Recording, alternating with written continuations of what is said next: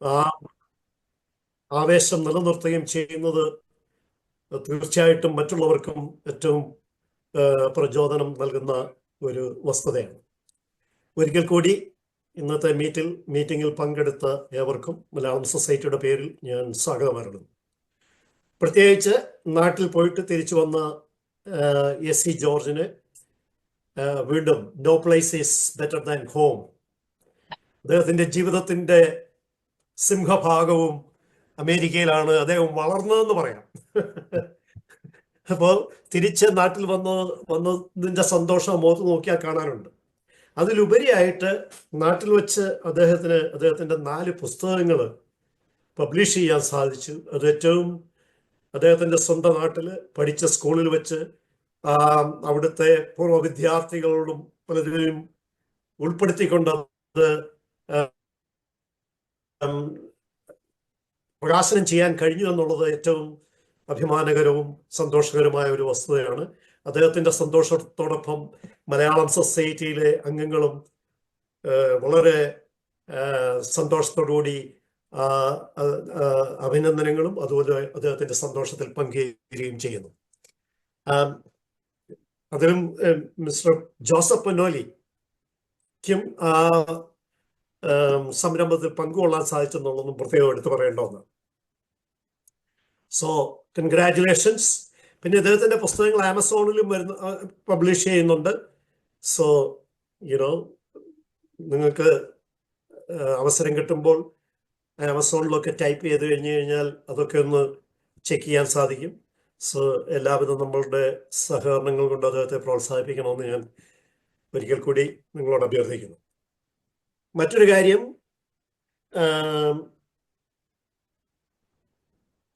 March 8 എന്ന് പറയുന്നത് women's day ആണ്, സ്ത്രീയാണ്. അതായത് ലോകമെമ്പാടുമുള്ള സ്ത്രീകളെ സാമൂഹ്യവും സാമ്പത്തികവും രാഷ്ട്രീയവുമായി അവർ നൽകിയ സംഭാവനകളെ കണക്കിലെടുത്തുകൊണ്ട് ആദരിക്കുന്ന ഒരു ദിവസമാണ്. അതോടൊപ്പം സ്ത്രീ സമത്വത്തിൻ്റെ വക്താക്കളായിരിക്കാനുള്ള ഒരു കടമയും സാഹിത്യകാരന്മാർക്ക് ഉണ്ടെന്നുള്ളത് വിസ്മരിക്കാതിരിക്കുക. കാര്യം സ്ത്രീകളോട് കാണിക്കുന്ന നിഷ്ഠൂരമായ പ്രവൃത്തികൾ കണ്ടു കഴിഞ്ഞാൽ അത് നമ്മളെ ലജ്ജിതരാക്കുകയാണ്. അത്തരം പ്രവൃത്തികളാണ് എസ്പെഷ്യലി നമ്മുടെ ജന്മനാടായ കേരളത്തിലൊക്കെ നടന്നുകൊണ്ടിരിക്കുന്നത്. സോ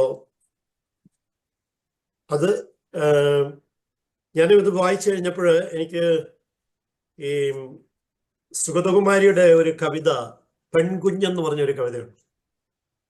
അപ്പം അവർ തുടങ്ങുന്ന ഇതാണ്, ഞാൻ മുഴുവൻ വായിക്കുന്നില്ല. ഇരുട്ടിൻ തിരുമുറ്റത്ത് കൊണ്ടുവയ്ക്കുകയാണ് ഞാൻ, പിഴച്ചു പെറ്റോരി കൊച്ചു പൈതലെ കാത്തുകൊള്ളുക. പെണ്ണാണ് കൊന്നൊഴിച്ചിടാൻ കഴിഞ്ഞില്ല പൊറുക്കുക, നിൻമടിത്തട്ടിൽ ജീവിക്കാൻ ഇവൾക്കൊരിടമേകുക.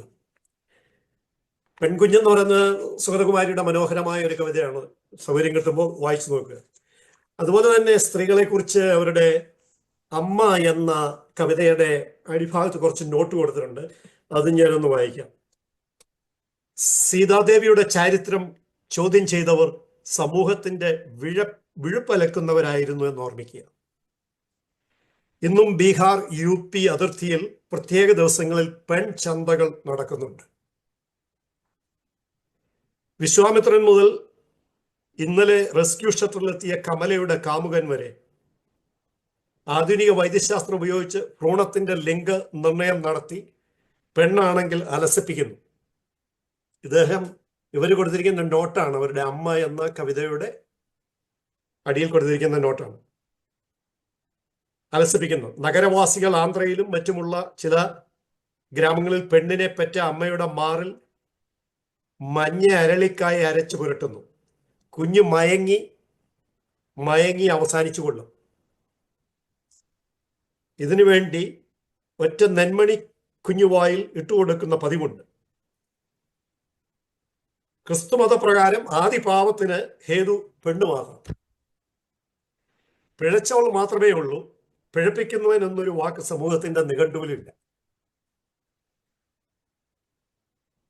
അഹല്യയ്ക്ക് മോചനം, പാപം ചെയ്യാത്തവർ കല്ലെറിയട്ടെ എന്ന യേശു സ്ത്രീകളെ കാത്തു സൂക്ഷിക്കാനായി അദ്ദേഹത്തിന്റെ ഒരു വാക്കാണ് പാപം ചെയ്യാത്തവർ കല്ലെറിയട്ടെ എന്ന്. രാജസദസ്സിൽ മാതൃപരിത്യാഗ കഥ പാടിയ സീതയുടെ കുട്ടികൾ കൊല്ലാനൊരുങ്ങിയ കൈതട്ടി മാറ്റി നിർത്തൂ എന്ന് ഗർജിച്ച കൃഷ്ണ സോദരി. ഈ നോട്ട് ഇതൊക്കെ നമ്മുടെ ചിന്തകളെ ഉദ്ദീപിക്കുന്നതാണ്. അപ്പോൾ ഞാനിത് പെട്ടെന്ന് എൻ്റെ ശ്രദ്ധയിൽപ്പെട്ടു. സ്ത്രീകൾ എന്ന് പറയുന്നത് നമ്മുടെ അമ്മ, നമ്മുടെ ഭാര്യ, നമ്മുടെ നമുക്കുള്ള പെൺകുട്ടികൾ, ഇവരെയൊക്കെ നമ്മൾ അവരുടെ മുഖത്ത് നോക്കുമ്പോൾ നമ്മൾ സ്വയം ചിന്തിക്കേണ്ടതാണ്. ഇങ്ങനെ സമൂഹമായിട്ട് നാം ഇവരെ ടേക്ക് കെയർ ചെയ്യുന്നുണ്ട്. അപ്പോൾ ഈ ദിനം ഈ 8-ാം തീയതി ആയിരുന്നു, മാർച്ച് 8-ാം തീയതി ആയിരുന്നു വിമൻസ് ഡേ. സോ അവരെയും ഈ അവസരത്തിൽ മലയാളം സൊസൈറ്റി സ്മരിക്കുന്നു. ഇന്നത്തെ നമ്മുടെ വിഷയം VKN-നെ കുറിച്ചുള്ളതാണ്. VKN-നെ കുറിച്ച് കൂടുതൽ പറയാൻ എനിക്കറിഞ്ഞുകൂടാ. അത് നമ്മുടെ വിഷയം അവതരിപ്പിക്കുന്ന MC ചാക്കോ അവതരിപ്പിക്കുന്നതായിരിക്കും. ഇന്നത്തെ നമ്മുടെ മോഡറേറ്ററായിട്ട് AC ജോർജ് ആയിരിക്കും പ്രവർത്തിക്കുന്നത്. സോ ഞാൻ മോഡറേറ്റർക്ക് വിട്ടുകൊടുത്തുകൊണ്ട് എൻ്റെ വാക്കുകളെ ഉപസംഹരിക്കുന്നു. Thank you. Thank you. നന്ദി ശ്രീമാൻ ജോർജ് മണ്ണിക്കരോട് സാർ, അധ്യക്ഷൻ, അതേമാതിരി secretary George Puthenkurish. Thank you very much for all. ആമുഖം പ്രസംഗത്തിൽ എന്നെയൊക്കെ പരാമർശിച്ചു. ഇന്നത്തെ വിഷയത്തെ പറ്റി വളരെ വിശദമായിട്ട് തന്നെ സംസാരിച്ചു. Thank you very much. ഞാൻ നാട്ടിൽ നിന്നെത്തി 2.5 മാസക്കാലം നാട്ടിലുണ്ടായിരുന്നു. അതുകൊണ്ട് 3 പ്രാവശ്യത്തെ മീറ്റിംഗ് കുറച്ചൊന്ന് അറ്റൻഡ് ചെയ്യാൻ മാത്രമേ പറ്റിയുള്ളൂ. സമയവ്യത്യാസം അറിയാമല്ലോ. അപ്പോൾ അതിനുശേഷം എനിക്ക് ഇവിടെ എൻ്റെ 4 പുസ്തകത്തെ പറ്റി പരാമർശിച്ചല്ലോ. അപ്പോൾ അതിന് വേണ്ടത്ര പ്രോത്സാഹനം തന്നുകൊണ്ടിരിക്കുന്ന മലയാളം സൊസൈറ്റിക്കും മലയാളം സൊസൈറ്റിയിലെ ഓരോ അംഗങ്ങൾക്കും ഞാൻ പ്രത്യേകമായിട്ട് മുൻകൂറായിട്ട് തന്നെ നന്ദി രേഖപ്പെടുത്തുന്നു.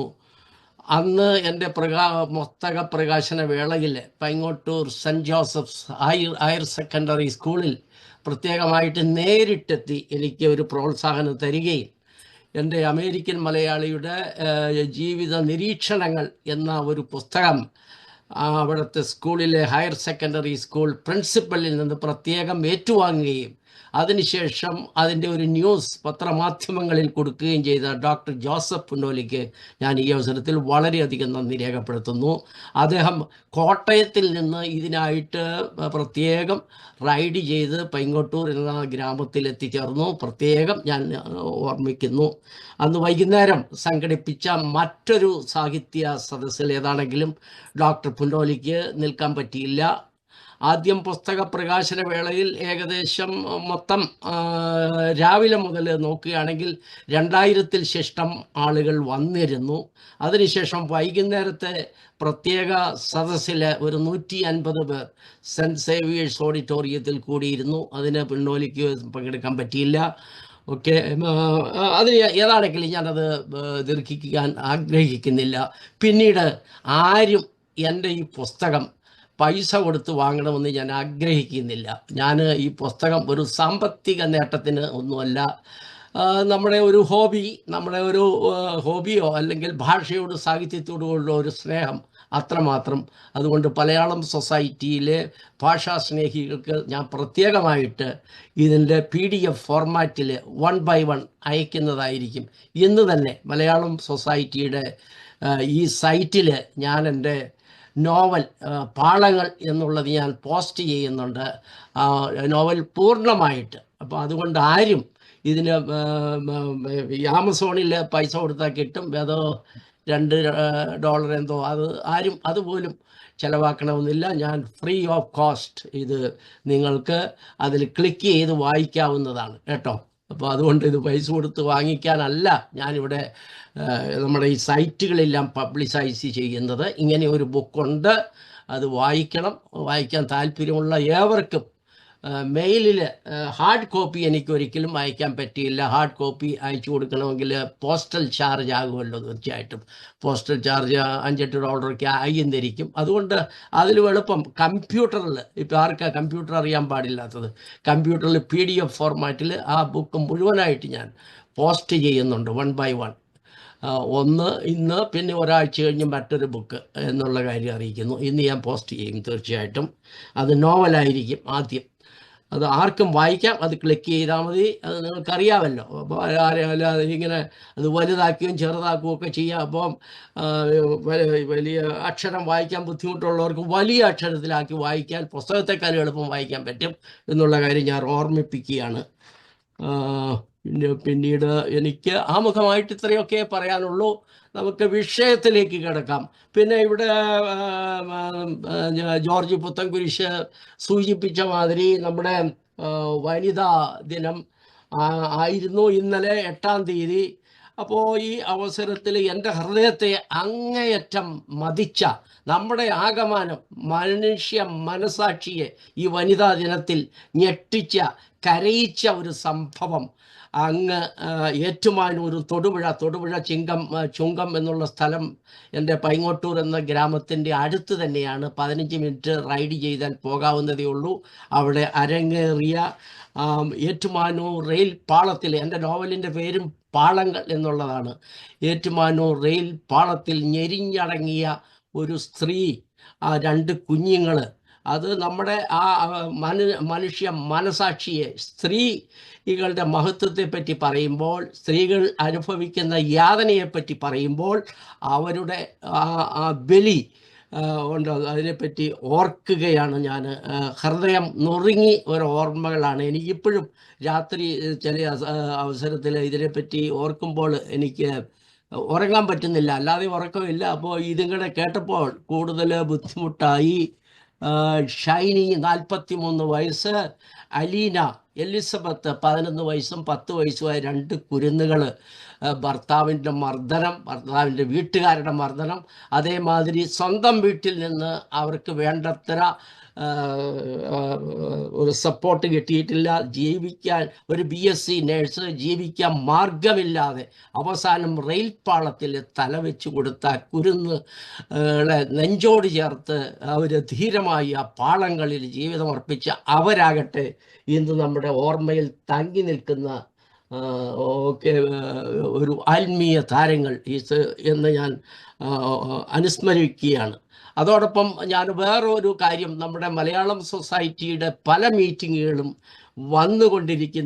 വന്നിരുന്ന, അത് നമ്മൾ ഫിസിക്കലായിട്ട് നടത്തുമ്പോഴും വന്നിരുന്ന നമ്മുടെ വേറൊരാളിൻ്റെ വേർപാട്, നമ്മുടെ കുഞ്ഞച്ഛൻ്റെ മാത്യു പന്നാപ്പാറയുടെ വേർപാട് ലും ഞാൻ നമ്മുടെ ഒരു അനുശോചനം ഈ അവസരത്തിൽ എൻ്റെ വ്യക്തിപരമായിട്ടും എല്ലാം ഞാൻ രേഖപ്പെടുത്തുവാൻ ആഗ്രഹിക്കുകയാണ്. ഉടനെ തന്നെ നമുക്ക് മീറ്റിങ്ങിലേക്ക് കിടക്കാം. മീറ്റിംഗ് ഇന്നത്തെ പറഞ്ഞ മാതിരി തന്നെ VKN സല്യൂട്ട്. അത് അദ്ദേഹം നമ്മുടെ MC ചാക്കോ സാറിനെ ഈ പ്രബന്ധം അവതരിപ്പിക്കുന്നതിനായിട്ട് ഞാൻ ക്ഷണിക്കുകയാണ്. MC Chacko sir, please. എല്ലാവർക്കും നമസ്കാരം. മണിക്കരോട് സാറിന് പ്രത്യേകിച്ച് ഇതിൽ പങ്കെടുക്കുന്നതിൽ വളരെ സന്തോഷം. പിന്നെ പങ്കെടുക്കുന്ന എല്ലാവർക്കും എൻ്റെ നമസ്കാരം. ജനുവരി 25-ാം തീയതിയാണ് VKN അനുസ്മരണ ദിനമായിട്ട് കൊണ്ടാടിയിരുന്നത്. VKN പറ്റി, VKN എന്ന, ഞാൻ വിഷയത്തിലേക്ക് കടക്കുകയാണ്. VKN എന്ന പ്രതിഭാധനനായ കഥാകാരനെ സ്മരിക്കുകയും അദ്ദേഹത്തിൻ്റെ സൃഷ്ടികൾ തന്ന വായന അനുഭൂതി പങ്കിടുകയും ചെയ്യുന്നത് അദ്ദേഹത്തോടുള്ള ഒരു ആദരവായിരിക്കുമല്ലോ. വടക്കേ കുട്ടാല നാരായണൻകുട്ടി നായരുടെ പേര് ചുരുങ്ങി VKN ആയെങ്കിലും അത് മലയാള ഹാസ്യ സാഹിത്യത്തിലെ ഒരു മഹാമേരുവായി. 10ാം തരം മാത്രം പഠനം പൂർത്തീകരിച്ച VKN പിന്നീട് ആർജിച്ച ജ്ഞാനം ഏതാനും ശാഖകളിൽ ഒതുങ്ങിയിരുന്നില്ല. ഈ പരപ്പും ആഴവും അദ്ദേഹത്തിൻ്റെ രചനകളുടെ കാതിലുമായി.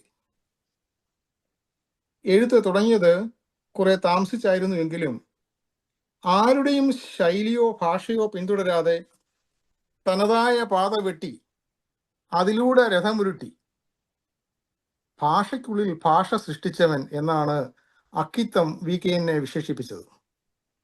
വക്രോക്തിയാണ് രചനയുടെ രഹസ്യ രസം. VKN കൃതികൾ വളരെ കുറച്ചു മാത്രമേ പൊതു അവലോകനത്തിന് വിധേയമായിട്ടുള്ളൂ.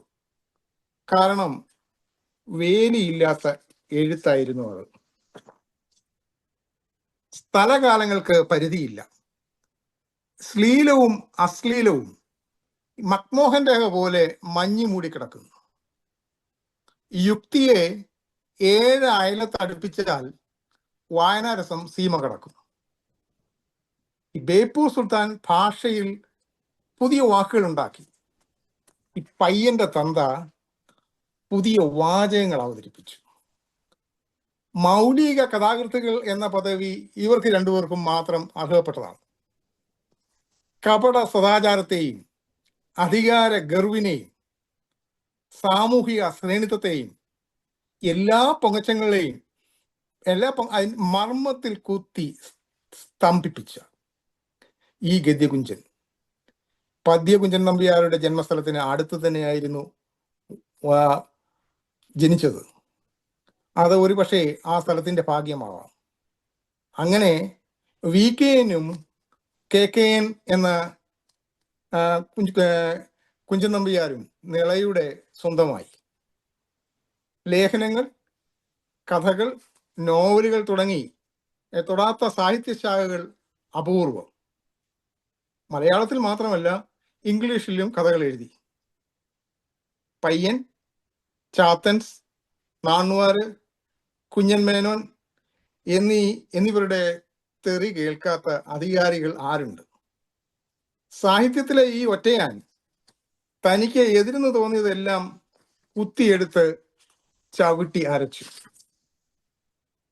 ജനുവരി 25 VKന്റെ ചരമദിനമാകയാൽ അദ്ദേഹത്തെ അനുസ്മരിച്ച് പല പ്രഗത്ഭരുടെയും പ്രഭാഷണങ്ങൾ അന്ന് കേൾക്കാൻ ഇടയായി. മനസ്സിൽ മറഞ്ഞു കിടന്ന ചില കഥാപാത്രങ്ങൾ ചാരം പറന്ന് കനലായി വന്നു. ജനുവരി 26 റിപ്പബ്ലിക് ദിന പരേഡ് കണ്ടപ്പോൾ അന്നേരവും അവർ മനസ്സിലുണ്ടായിരുന്നു. ഒരു കാലത്ത് ഡൽഹി തട്ടകമാക്കിയ VKനും ഇന്ത്യൻ റിപ്പബ്ലിക്കിനും ഒരു സല്യൂട്ട് കൊടുക്കാമെന്നൊരു തോന്നൽ വന്നപ്പോൾ എഴുതിയ ഒരു കഥയാണ് സല്യൂട്ട്. കഥയിലേക്ക് കിടക്കുകയാണ്.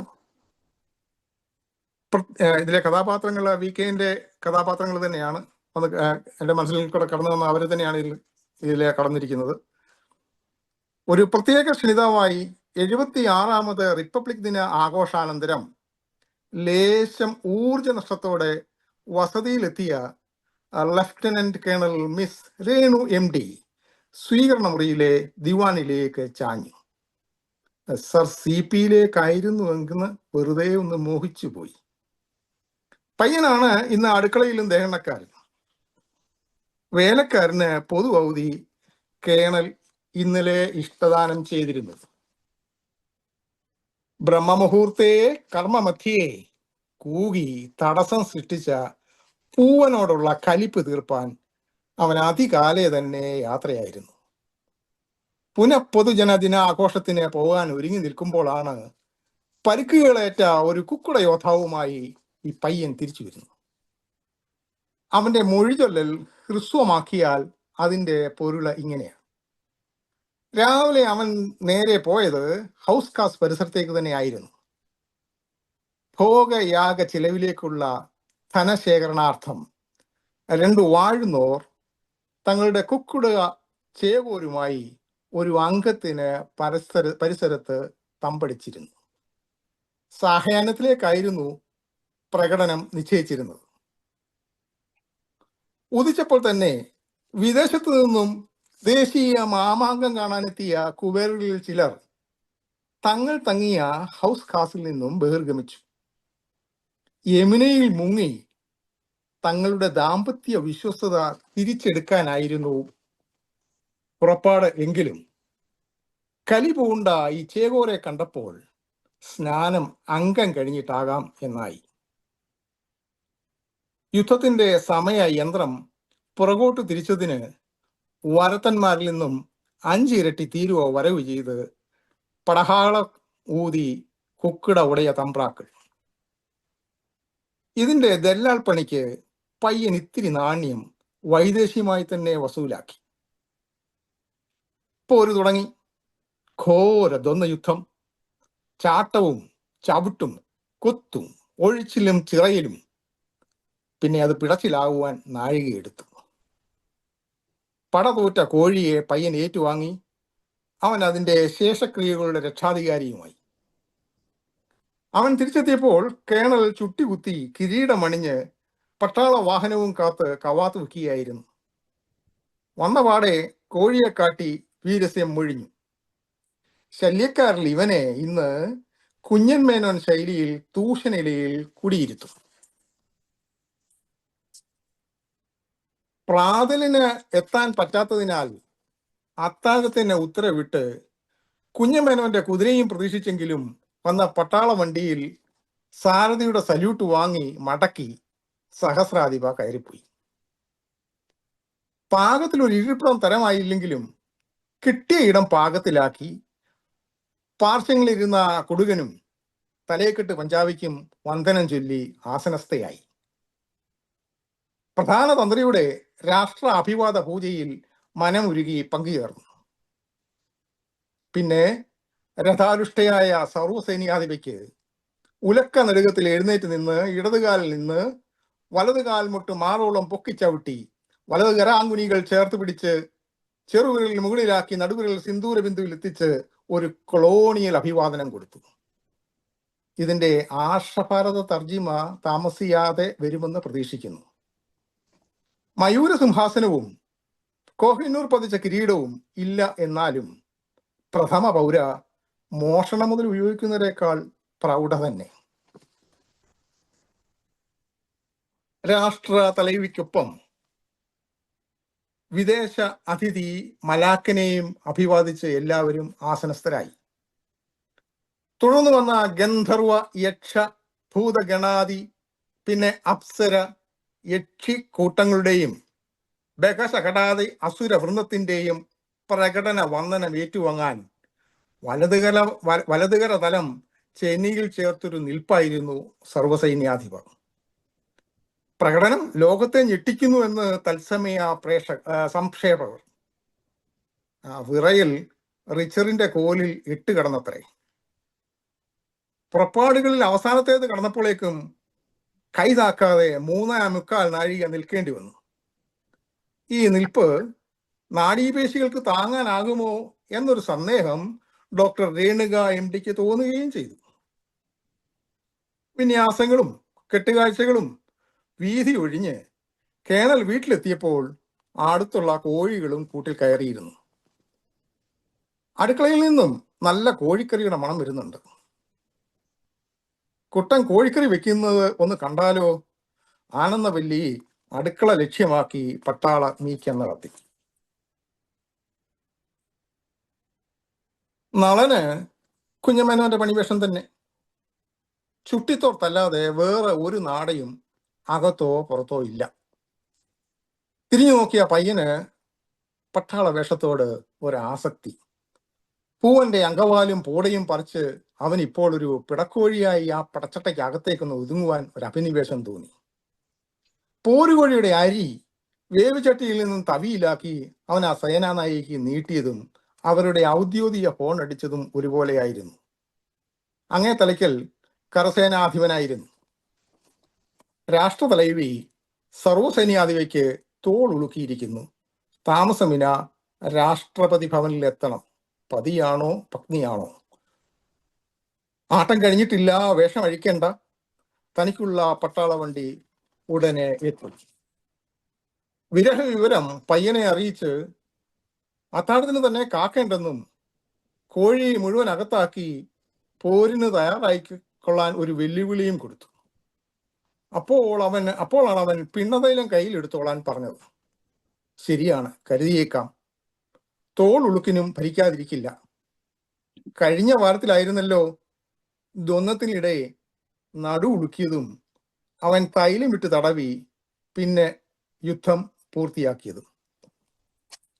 ഇത്രയും തോന്നിയത് ഒന്ന് കുറിച്ചു വെച്ചു.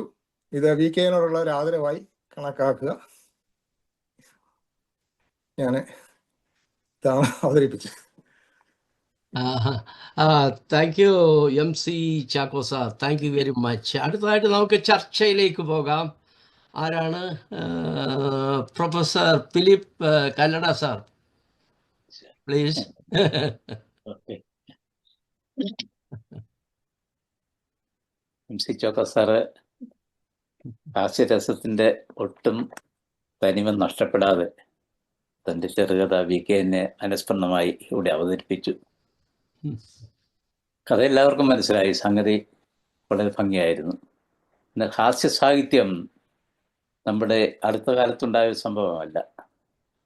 14-ാം നൂറ്റാണ്ട് മുതൽ തന്നെ ഹാസ്യ സാഹിത്യം മലയാളത്തിലുണ്ടായിരുന്നു. പക്ഷെ ഗദ്യത്തിലായിരുന്നില്ല, പദ്യത്തിലായിരുന്നു എന്ന് മാത്രം. അന്നുണ്ടായിരുന്ന സന്ദേശകാവ്യങ്ങളിൽ പലതും ഭയങ്കര തമാശ നിറഞ്ഞതും അശ്ലീല ജടിലവുമായിരുന്നു എന്നത് സത്യമാണ്. കുമാരനാശാന്റെ സന്ദേശകാവ്യത്തെ തുടർന്നുണ്ടായ മലയാളത്തിലെ സന്ദേശകാവ്യങ്ങളെല്ലാം ഏകദേശം ആ തരത്തിൽപ്പെട്ടതായിരുന്നു. അതിന് അപവാദമുണ്ട്. എങ്കിൽ പോലും ഉണ്ണുനീലി സന്ദേശം മുതൽ മുൻപോട്ടുള്ള എല്ലാ സന്ദേശകാവ്യങ്ങളും ഇത്തരത്തിലുള്ളതായിരുന്നു 14-ാം നൂറ്റാണ്ടിൽ. രണ്ട് തരത്തിലാണ് മലയാള സാഹിത്യം പണ്ട് കാലത്ത് ഒഴുകിക്കൊണ്ടിരുന്നത്. ഒന്ന് ഭക്തിസാന്ദ്രമായ ഒരു സാധാരണ ജനങ്ങളുടെ, പാവപ്പെട്ട ജനങ്ങളുടെ ഒരു സാഹിത്യ ശാഖയായിട്ട് മാറി. അതിലാണ് ചെറുശ്ശേരിയുടെ കൃഷ്ണഗാഥയും എഴുത്തച്ഛൻ്റെ കൃതികളും ഒക്കെ മുൻപോട്ട് പോയത്. അതേസമയം തന്നെ നമ്മുടെ വരേണ്യവർഗത്തിൻ്റെ, അന്നത്തെ ക്ഷത്രിയ രാജവംശങ്ങളുടെ കൂട്ടുകെട്ടിൽ ഒരുപാട് ഭോഗലാസികതയുടെ, അമ്പലത്തിലെ കൂത്തുകാഴ്ചകളുടെ എല്ലാം പിന്നാമ്പുറത്തായി ഒരു സാഹിത്യം നിലനിന്നിരുന്നു. ആ സാഹിത്യത്തിൻ്റെ മേമ്പൊടിയായിട്ടാണ് ഹാസ്യ സാഹിത്യം മുൻപോട്ട് വന്നത്. അതിന് കാരണം അക്കാലത്തെ സാധാരണ ജനങ്ങൾക്ക് മനസ്സിലാകുന്ന രീതിയിൽ പറഞ്ഞ് അതിനെ തമാശയാക്കി കളഞ്ഞു എന്നുള്ളതാണ്. ചാക്യാർകൂത്തായിരുന്നു അതിൻ്റെ ഒരു ഉത്ഭവത്തിൻ്റെ ഒരു കാരണം. ചാക്യാർകൂത്ത് ജനങ്ങൾ അത്ര രസിക്കുന്നില്ല എന്ന് വന്നപ്പോഴാണ് ചാക്യാരെ കളിയാക്കിക്കൊണ്ട് കുഞ്ചൻ നമ്പ്യാർ തൻ്റെ തുള്ളൽ പ്രസ്ഥാനവുമായിട്ട് വന്നത്. തുള്ളൽ പ്രസ്ഥാനം അസൽ ഹാസ്യം തന്നെയായിരുന്നു. പുരാണകഥ ജനങ്ങളെ പറഞ്ഞ് മനസ്സിലാക്കുക എന്നുള്ള ഒരു ഉദ്ദേശം, ആ കഥയിലൂടെ സമൂഹത്തിലുണ്ടായ എല്ലാ തിന്മകളും കളിയാക്കലിലൂടെ മാറ്റിക്കളയുക എന്നുള്ളത് മറ്റൊരു സന്ദേശം. ഇത് രണ്ടും ഭംഗിയായിട്ട് കുഞ്ചൻ നമ്പ്യാർ നിർവഹിച്ചു. കള്ളു കുടിക്കുന്ന നായരെ സ്വർഗത്തിൽ ചെല്ലുമ്പോൾ എങ്ങനെയാണ് ദേവേന്ദ്രൻ ശിക്ഷിക്കുന്നതെന്നുള്ളത് രസകരമായിട്ട് പറയുമ്പോൾ അത് കേട്ടിരിക്കുന്ന കള്ളു കുടിക്കുന്ന നായർക്ക് കള്ളു കുടിക്കരുത് എന്നൊരു തോന്നലുണ്ടാവും. ഇതായിരുന്നു കുഞ്ചൻ നമ്പ്യാരുടെ അന്നത്തെ ലക്ഷ്യം. പിന്നീട് ഇന്ന് 2 വയസ്സിന് മുകളിലുള്ള ആൾക്കാർക്കറിയാം, നമ്മുടെ നാട്ടിൽ മലയാളത്തെക്കാൾ കൂടുതൽ തമിഴ് നാടകങ്ങൾ കളിക്കുന്നവരുടെ എണ്ണം കൂടി. ഒരുപാട് ആൾക്കാർ 10-50 പേരുള്ള ഒരു ഗ്രൂപ്പ് വന്ന് ഓല കൊണ്ടൊക്കെ മറയുണ്ടാക്കി മുകളിൽ പന്തലിട്ട് നാടകങ്ങളുടെ ഒരു ഘോഷയാത്ര ഉണ്ടായി. അതിൽ മിക്കതും തമാശയാർന്നതും തമാശയില്ലാത്തതുമൊക്കെ ആയിരുന്നു. ഈ നാടകങ്ങളെല്ലാം കളിയാക്കിക്കൊണ്ട് കൊച്ചി പെന്തരകൻ്റെ ചക്കിചങ്കര നാടകം വന്നു. അതോടുകൂടി നാടകത്തിൻ്റെ നിർത്തി. ചക്കിചങ്കര വളരെ തമാശ നിറഞ്ഞ ഒരു നാടകം തന്നെയായിരുന്നു. ആ രീതിയിൽ ആ നാടകവും കഴിഞ്ഞ് മുൻപോട്ട് വരുമ്പോഴാണ് ഇപ്പോഴേക്കും ഗദ്യസാഹിത്യമായി. ഗദ്യസാഹിത്യം വരുന്നത് ഇംഗ്ലീഷുകാരുടെ വരവോടുകൂടി മലയാളത്തിൽ സായിപ്പന്മാരാണ് ഗദ്യത്തിന് പ്രാധാന്യം കൊടുത്ത്. പാറേമാക്കൽ തോമക്കത്തനാരുടെ കൃതിയാണ്, വർത്തമാന പുസ്തകമാണ് ആദ്യമായി ഉണ്ടായത്. തുടർന്നാണ് നോവലുകളും മറ്റും മലയാളത്തിലേക്ക് തർജ്ജമയായിട്ടും അല്ലാതെ ഉണ്ടായത്. ആ രീതിയിൽ ഹാസ്യ സാഹിത്യത്തിന് പ്രാധാന്യം കൊടുത്ത കുറേ വ്യക്തികൾ മലയാളത്തിലുണ്ട്. ഒന്നാമതായി നമ്മുടെ ഓർമ്മയിൽ വരുന്ന ഓച്ചന്തുമേനോൻ തന്നെയാണ്. ഓച്ചന്തുമേനോൻ്റെ ഇന്ദുലേഖയും മറ്റും 1889 19 നൂറ്റാണ്ട് പകുതി കഴിഞ്ഞാണ് വരുന്നത്. അതുപോലും ഹാസ്യ സാഹിത്യത്തിന് മുതൽക്കൂട്ടായിട്ട് പലരും വ്യാഖ്യാനിക്കുന്നുണ്ട്. അതിനേക്കാൾ പ്രസിദ്ധനായിട്ട് വന്ന ആളായിരുന്നു ഹാസ്യ സാഹിത്യത്തിൽ സഞ്ജയൻ. ഒരുപാട് കവിതകളും കവിതാ കേസുകളും ഗദ്യങ്ങളും ഒക്കെ ആയിട്ട് മുൻപോട്ട് വന്നു. അദ്ദേഹത്തിൻ്റെ പാറപ്പുറം സമ്മേളനം, മന്ത്രിക്കുപ്പായം, കവിത കേസ്, ഇതൊക്കെ ഒരു കാലത്ത് മലയാളത്തിലെ മുഴുവൻ മലയാളികളും ആഴ്ചപ്പതിപ്പിലൂടെയും അല്ലാതെയൊക്കെ വായിച്ചുകൊണ്ടിരുന്നതാണ്. വളരെ രസകരമായിട്ടുള്ള സംഭവങ്ങളായിരുന്നു അതെല്ലാം. അത് വായിക്കുമ്പോൾ നമുക്ക് മിക്കവാറും വീക്കെൻഡിൻ്റെ ഓർമ്മ വരും. ആ രീതിയിലുള്ള രസകരമായ അനുഭവങ്ങളാണ് സഞ്ജയൻ നമുക്ക് കാണിച്ചു തന്നിരുന്നത്. കേസരി ബാലകൃഷ്ണപിള്ള ഒരുപാട് തമാശ നിറഞ്ഞ സത്യ എന്ന് പറഞ്ഞാൽ രാഷ്ട്രീയ കാര്യങ്ങളാണ് അദ്ദേഹം കൈകാര്യം ചെയ്തത്. സാഹിത്യകാര്യവും രാഷ്ട്രീയ കാര്യങ്ങളും അദ്ദേഹം പറഞ്ഞിരുന്നു. ഉദയഭാനു, കേസരിയുടെ കർത്തവ്യം തുടങ്ങിയ പുസ്തകങ്ങളൊക്കെ അദ്ദേഹത്തിൻ്റെ പ്രസിദ്ധങ്ങളായിട്ടുണ്ട്. പത്മരാജൻ ചിത്രം ചെയ്ത ചലച്ചിത്രങ്ങളിൽ അരപ്പട്ട കെട്ടിയ ഗ്രാമത്തിൽ, അതൊക്കെ സത്യത്തിന് ഉദാഹരണമായിട്ട് പലരും ചൂണ്ടിക്കാണിച്ചിട്ടുണ്ട്. വൈലോപ്പള്ളി മഹാകവി ആണെങ്കിലും അദ്ദേഹം വളരെ തമാശ നിറഞ്ഞ ആളായിരുന്നു. മുഖാമുഖം എന്ന് പറയുന്ന അദ്ദേഹത്തിൻ്റെ കൃതി തന്നെ വളരെ തമാശയാണ്. ഇങ്ങനെ ഫലിതത്തിൽ നിന്നും ഹാസ്യത്തിൽ നിന്നും കവിതയുടെ ഗദ്യ സാഹിത്യത്തിലേക്ക് വന്ന ഒരു ചരിത്രമാണ് നമ്മുടെ ഭാഷാ സാഹിത്യത്തിനുള്ളത്. ഇന്ന് ഈ 19ാം നൂറ്റാണ്ടിൻ്റെ ഒടുവിൽ മുതൽ 20ാം നൂറ്റാണ്ടിൻ്റെ അവസാനം വരെ നിലനിൽക്കുന്നതിൽ ഹാസ്യ സാഹിത്യത്തിൻ്റെ സ്ഥാനം വളരെ കുറഞ്ഞു പോയി എന്ന ഒരു പരിതാപം എനിക്കുണ്ട്. അതിൻ്റെ കാരണം ഗദ്യ സാഹിത്യത്തിൻ്റെ വളർച്ചയാണ്. സാഹിത്യത്തിൽ തന്നെ അത്ര നാളും ഇല്ലാതിരുന്ന ചെറുകഥാ പ്രസ്ഥാനങ്ങളും നോവൽ പ്രസ്ഥാനങ്ങളും വളരെ വളരെ വർദ്ധിച്ചു. ഈ നോവൽ പ്രസ്ഥാനത്തിൻ്റെ അതിപ്രസരം മൂലം വാളെടുക്കുന്നവനെല്ലാം വെളിച്ചപ്പാടെന്ന് പറയുന്ന പോലെ എല്ലാവരും നോവൽ എഴുതാൻ തുടങ്ങിയപ്പോൾ അത് വളരെ തീക്ഷ്ണമായ വിഷയങ്ങളിലേക്ക് മാറി. അപ്പോൾ ഹാസ്യത്തിനുള്ള ഉറവിടം ജനങ്ങൾ മറന്നു. അതുകൊണ്ടാണ് ഹാസ്യ സാഹിത്യത്തിന് പട്ടത്തതുപോലെ ഇന്ന് നിലനിൽപ്പില്ലാതെയും എഴുത്തുകാരുടെ എണ്ണം കുറയുകയും ചെയ്തത്. മാത്രമല്ല, ഹാസ്യ സാഹിത്യം ഒരു കാലത്ത് വായിച്ച് തള്ളിപ്പോവുകയല്ലാതെ പിന്നെ രണ്ടാമത് അതിലേക്കൊരു തിരിച്ചുനോട്ടം കാണുന്നില്ല. അതുകൊണ്ട് ഹാസ്യ സാഹിത്യത്തെ പലരും അത്ര വിലയുള്ളതായിട്ട് കാണിച്ചില്ല. ആ സമയത്താണ് VKൻ്റെ പ്രവേശനം. VKN ഇവിടുന്ന് പോയി ഡൽഹിയിലായിരുന്നു, അദ്ദേഹത്തിന് പ്രവർത്തനം ജോലിയുമില്ല. അക്കാലത്ത് അവിടെ ഇരുന്നുകൊണ്ട് അദ്ദേഹം ഇംഗ്ലീഷിലും മലയാളത്തിലും ഒക്കെ എഴുതിയ ഹാസ്യ സാഹിത്യത്തെക്കുറിച്ച് നമുക്ക് പ്രസക്തി ഉണ്ടെങ്കിലും അതിൻ്റെ ഒരു വിപരീത വശം എന്താണെന്ന് ചോദിച്ചാൽ, ഇതൊന്നും യൂണിവേഴ്സിറ്റി തലത്തിൽ പഠിക്കുവാനോ പഠിപ്പിക്കുവാനോ ഉള്ള ഗ്രന്ഥങ്ങളായിട്ട് മാറിയിട്ടില്ല. ഹാസ്യ സാഹിത്യത്തെ അത്ര വിലയുള്ളതായിട്ട് അവരാരും പരിഗണിച്ചില്ല എന്നുള്ളതാണ് അതിൻ്റെ മറ്റൊരു പ്രയാസം. അതുകൊണ്ടാണ് സാഹിത്യത്തിൻ്റെ മറ്റ് ശാഖകൾക്കുള്ള പ്രാധാന്യം ഹാസ്യ സാഹിത്യത്തിന് കിട്ടാതിരുന്നത്. എങ്കിലും ഹാസ്യത്തെ ഇഷ്ടപ്പെടുന്ന ഒരുപാട് പേര്, നമ്മുടെ ബേപ്പു സുൽത്താൻ വരെയും അതിനുവേണ്ടി തമാശ നിറഞ്ഞ കാര്യങ്ങൾ പറയുകയും എഴുതുകയും ചെയ്തിട്ടുണ്ട്. ജീവിതത്തിൽ തമാശ ഇല്ലാത്തവരെ ബോറന്മാരായിട്ടാണ് നമ്മളൊക്കെ കണ്ടിട്ടുള്ളത്. അതുകൊണ്ട് ജീവിതത്തിൽ തമാശ നല്ലതാണ്. ആ തമാശയെ പ്രോത്സാഹിപ്പിക്കുവാൻ VKൻ്റെ സാഹിത്യത്തോട് ചേർന്ന് രസകരമായ അനുഭവം ഉണ്ടാകുന്നത് നല്ലതാണ്.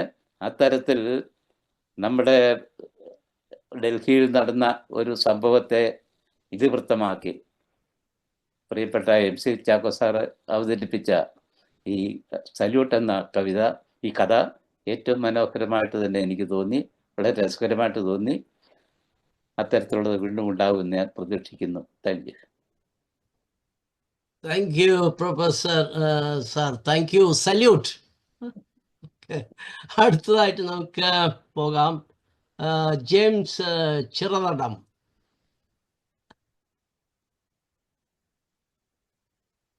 എല്ലാവർക്കും നമസ്കാരം. MC ചാക്കോ സാറിന് പ്രത്യേക അഭിനന്ദനങ്ങൾ. പ്രത്യേകിച്ച് VKനെ ഒരു അധികായനെ ഇവിടെ പരാമർശിക്കുകയും അദ്ദേഹത്തിന് ഒരു കഥ വളരെ ഉയർന്ന നിലവാരം പുലർത്തിയ, അതോടൊപ്പം ഹാസ്യവും അതിനപ്പുറം ഒത്തിരി റേഞ്ചുകളുള്ള ഒരു കഥ അവതരിപ്പിച്ചത് അദ്ദേഹത്തിന് പ്രത്യേക അഭിനന്ദനങ്ങൾ അറിയിക്കട്ടെ. പലപ്പോഴും അദ്ദേഹം ഈ സല്യൂട്ട് പോലൊരു കഥ ഒരു വായനയിൽ നമുക്ക് പരിപൂർണമായിട്ട് മനസ്സിലാവില്ല. അതിൻ്റെ മുനകൾ അത്രമാത്രമാണ്. പല പല്ലുകളുള്ള ഒരു ചക്രം പോലെ അത് പല ദിശയിലേക്കും അതിൻ്റെ ദിശയിലേക്കാണ് അതിൻ്റെ മുന പോകുന്നത്. അതിൻ്റെ ആക്രമണവും അങ്ങനെയൊക്കെ തന്നെയാണ്. അത് ഹാസ്യരൂപേണ വരുമ്പോൾ നമുക്ക് കുറച്ചുകൂടെ എളുപ്പത്തിൽ മനസ്സിലാവുമെന്ന് മാത്രം. ഇപ്പോൾ കാര്യഗൗരവമായിട്ട് പറയുമ്പോൾ കുറച്ച് ബുദ്ധിമുട്ട് കാണും. സാധാരണക്കാരന് അത് ബുദ്ധിമുട്ടാവും. പക്ഷേ ഉയർന്ന നിലവാരം പുലർത്തുന്ന വായനക്കാർക്ക് അത് തീർച്ചയായിട്ടും എളുപ്പവും സാധിക്കുകയും ചെയ്യും. VKനെ കുറിച്ചുള്ള ഞാൻ വളരെ ചെറുപ്പത്തിൽ തന്നെ VKനെ കുറിച്ചുള്ള അറിവ് എനിക്കുണ്ടായിട്ടുണ്ട്. കുറച്ച് കഥകൾ ഞാൻ വായിച്ചിട്ടുണ്ട്. പ്രധാനമായും അദ്ദേഹം ഒരു ഹാസ്യ സാഹിത്യകാരൻ എന്നുള്ള രീതിയിലാണ് ഞാൻ പരിചയപ്പെട്ടത്. അതിനപ്പുറം റേഞ്ച് ഉണ്ടെന്ന് എനിക്കറിയാം. പക്ഷെ ഞാനത് എൻ്റെ ഒരു യൗവനകാലത്ത് ഒരു കൗതുകം പോലെ ഞാൻ ഹാസ്യമായിട്ട് തന്നെയാണ് എടുത്തത്. കുറെ കഥകൾ ഞാൻ വായിച്ചിട്ടുണ്ട്, പക്ഷെ അതിന് ഒന്ന് രണ്ട് സംഭവങ്ങൾ ഞാൻ ഓർത്തിരിക്കുന്നു. നിസ്സാരമെന്ന് തോന്നുമെങ്കിലും പക്ഷെ അതിനകത്ത് ഒരു ശാസ്ത്രവും അതോടൊപ്പം ഹാസ്യവും. പ്രധാനമായിട്ടും കിണർ കുത്തുന്നതിനെ സംബന്ധിച്ചാണ് അദ്ദേഹത്തിന്റെ പ്രയോഗമുണ്ട്. നാട്ടിലെ വരൾച്ച വന്നപ്പോൾ കിണർ കുത്തുവാനായിട്ട് ഒരു രാമൻ നായരെ ഏൽപ്പിക്കുന്നു. ആ രാമൻ നായർ കാര്യമായിട്ട് പണിക്കാർ കിണർ കുത്തി താഴോട്ട് പോകുന്നു. ഓരോ ദിവസവും താഴ്ന്നു പോകുന്നു. അപ്പോൾ അദ്ദേഹത്തെ കുറിച്ച് എല്ലാ ദിവസവും തിരുമേനി ഒന്ന് അന്വേഷിക്കുന്നു. ആ രീതിയിലാണ് കഥ പോകുന്നത്. അപ്പോൾ ഇതിന്റെ മേൽനോട്ടം ഈ അദ്ദേഹത്തിനാണ് ഏൽപ്പിച്ചിരിക്കുന്നത്. അതിൽ അദ്ദേഹം കഥാകാരൻ സ്വയം ചോദിക്കുകയാണ്, കിണറിന്റെ മേൽനോട്ടം എങ്ങനെയാണ് വരിക? അത് കീഴ്നോട്ടമല്ലേ? സ്വാഭാവികമായിട്ട് നമ്മൾ ആദ്യം ഒന്ന് നോക്കും, അതിനകത്തൊരു പ്രത്യേകത ഉണ്ടല്ലോ. അതൊരു മെഷർമെന്റിനെ സംബന്ധിച്ച് താഴോട്ടുള്ള മെഷർമെന്റ് അതെങ്ങനെയാണ് മേൽനോട്ടമാകുന്നത്? അങ്ങനെ ഒരു പ്രത്യേക രീതിയിലാണ് ഹാസ്യത്തിന്റെ ഒരു ഘടനാ വിശേഷം എന്ന് പറയുന്നത്. അതെങ്ങനെ അവതരിപ്പിക്കണമെന്ന് എനിക്കറിയില്ല. അദ്ദേഹം ഒറ്റ വായന നമ്മൾ വല്ലാതെ ചിരിച്ചു പോകും.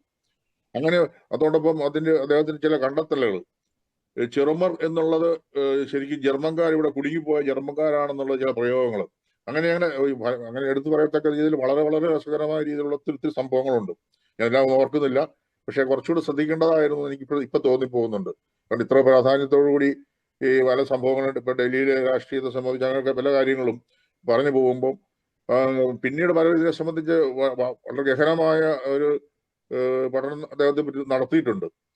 അദ്ദേഹത്തെ ഗദ്യകുഞ്ചൻ എന്നാണ് പലപ്പോഴും നാട്ടിൽ അറിയപ്പെട്ടിരുന്നത്, അല്ലെങ്കിൽ നല്ല ചിന്തകൾ വിളിച്ചിരുന്നത്. അദ്ദേഹം അതിൽ സന്തോഷിച്ചിരുന്നു എന്നാണ് കേൾക്കുന്നത്. ഗദ്യകുഞ്ചൻ. കുഞ്ചൻ നമ്പ്യാര് സംഗീത രൂപേണ ഹാസ്യം പറഞ്ഞപ്പോൾ ഇദ്ദേഹം ഗദ്യരൂപേണ ഹാസ്യം പറഞ്ഞു എന്നുള്ള ധ്വനിപ്പിക്കൽ. ഈ മങ്ങാട് രത്നാകരൻ ആ ഒരു എഴുത്തുകാരനും പത്രപ്രവർത്തനം അദ്ദേഹത്തെ കുറിച്ച് വാക്ക് പറയുന്നുണ്ട്. അതികായൻ അഗസ്ത്യൻ എന്നുള്ള ഒരു പ്രയോഗം അങ്ങനെ എഴുതി വെച്ചപ്പോൾ അത് ഈ വികേൻ അദ്ദേഹത്തെ ഫോണിൽ വിളിച്ചിട്ട് പറഞ്ഞു, സംഭവം കൊള്ളാം, പക്ഷെ അഗസ്ത്യൻ അതികായൻ എന്നായിരുന്നുവെങ്കിൽ നന്നായിരുന്നു എന്നുള്ളത്. അതിൻ്റെ അകത്ത് വ്യത്യാസം നമ്മൾ മനസ്സിലാക്കുക.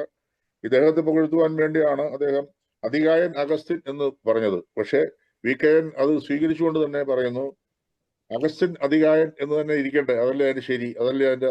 അപ്പൊ ഹാസ്യവും കാര്യവും തമ്മിലുള്ള വേർതിരിവ് അതാണ്. ഉയർന്ന നിലവാരം നമുക്ക് ഉണ്ടെങ്കിലേ പലപ്പോഴും അദ്ദേഹത്തിന്റെ ഹാസ്യ പ്രയോഗങ്ങൾ നമുക്ക് മനസ്സിലാക്കുകയുള്ളൂ. ഇങ്ങനെ കപട സദാചാരത്തെയും പൊങ്ങച്ചങ്ങളെയും ഒക്കെ നമുക്ക് പരിചയപ്പെടുത്തി തരികയും അതിനെ നന്നായി എതിർക്കുകയും ഹാസ്യരൂപേണ എതിർക്കുകയും ചെയ്യുന്ന പല കഥാപാത്രങ്ങൾ അവതരിപ്പിക്കുന്നു. പയ്യനും ചാത്തനും, പാവം പയ്യൻസ് എന്നുള്ള പ്രയോഗം, അങ്ങനെയുള്ള വളരെ വളരെ മൂല്യവത്തായ, വളരെ രസകരമായ, വളരെ രുചികരമായ ഒരു സാഹിത്യ മേഖല തന്നെ സ്വയം സൃഷ്ടിച്ച, വളരെ ഉയർന്ന നിലവാരം പുലർത്തിയ വേറെ ഒന്നില്ല, വേറൊരു വ്യക്തി ഈ രംഗത്ത് വേറെ വ്യക്തി ഇതുവരെ ഉയർന്നു വന്നിട്ടില്ല എന്നുള്ളത് വളരെ ഉറപ്പോടുകൂടി നമുക്ക് സംസാരിക്കാൻ സാധിക്കും. എനിക്ക് കൂടുതൽ അദ്ദേഹത്തെ സംബന്ധിച്ച് അറിയില്ല. എല്ലാവരും ഇനി വരുന്നവർ തീർച്ചയായിട്ടും കുറച്ചുകൂടെ ആഴമായിട്ട് പറയട്ടെ എന്നുള്ള പറയുമെന്ന് ഞാൻ വിശ്വസിക്കുന്നു. എല്ലാവർക്കും നന്ദി, നമസ്കാരം. Thank you James Chirathadam. അടുത്തായിട്ട് ശ്രീമാൻ TN സാമുവൽ. TN സാമുവലിന് ശേഷം തോമസ് വർഗീസ്. കേട്ടോ, തോമസ് വർഗീസ് റെഡി ആയിക്കൊള്ളൂ. ഓക്കെ, അതിന് ഞാൻ മുൻകൂറായി പറയുക, പെട്ടെന്ന് കണ്ടിന്യൂറ്റിക്ക് വേണ്ടി ആദ്യം പറഞ്ഞിരുന്നേ ഉള്ളൂ. Okay, TN Samuel.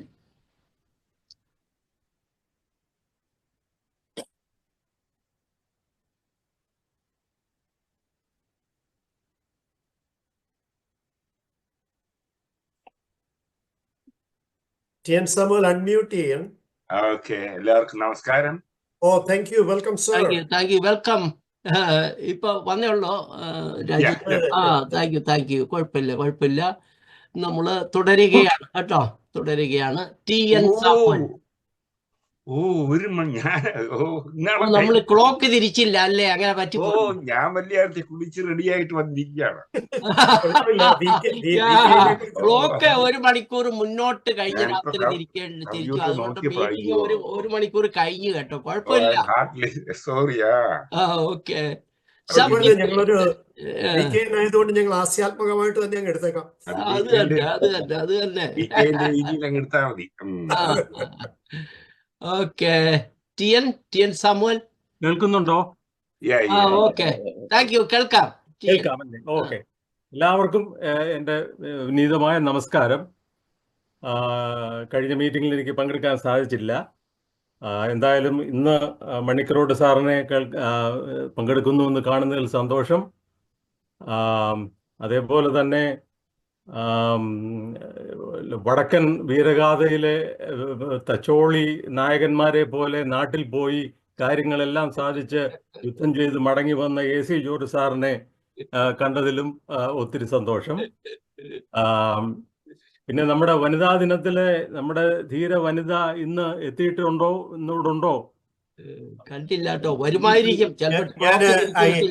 ഞാൻ അദ്ദേഹം വേൾഡ് മലയാളി അസോസിയേഷന്റെ മീറ്റിംഗിന് പോകും, വരില്ല എന്ന് പറഞ്ഞു.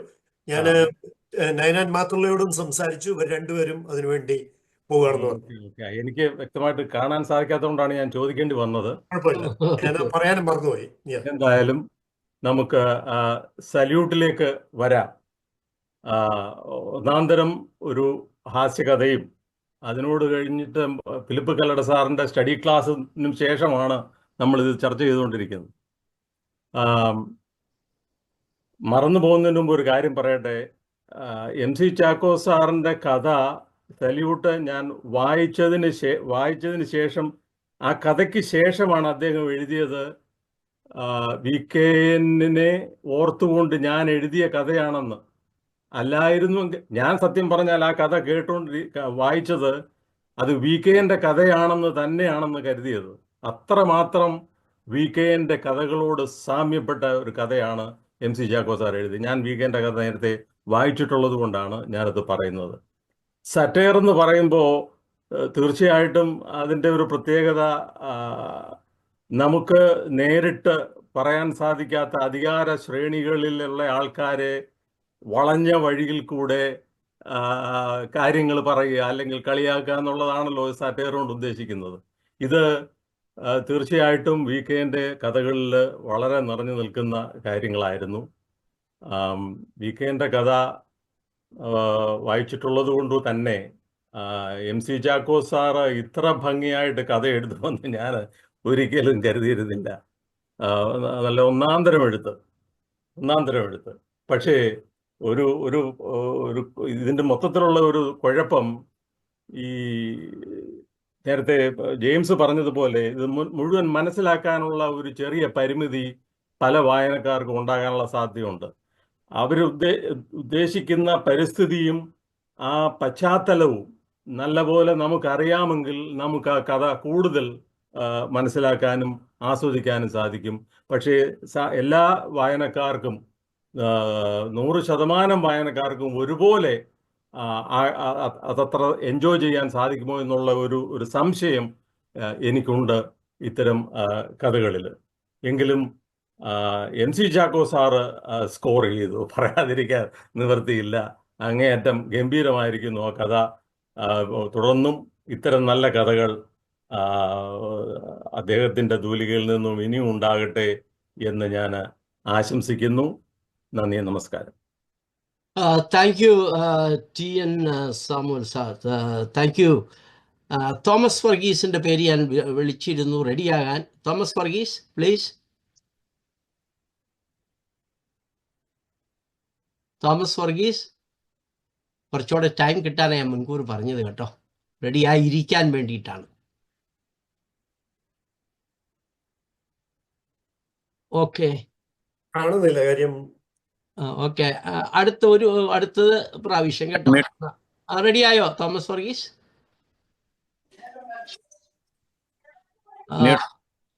ഓക്കെ, അപ്പോൾ കുഴപ്പമില്ല.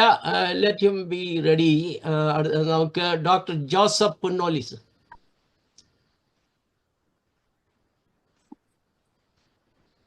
Doctor Joseph Punnoli.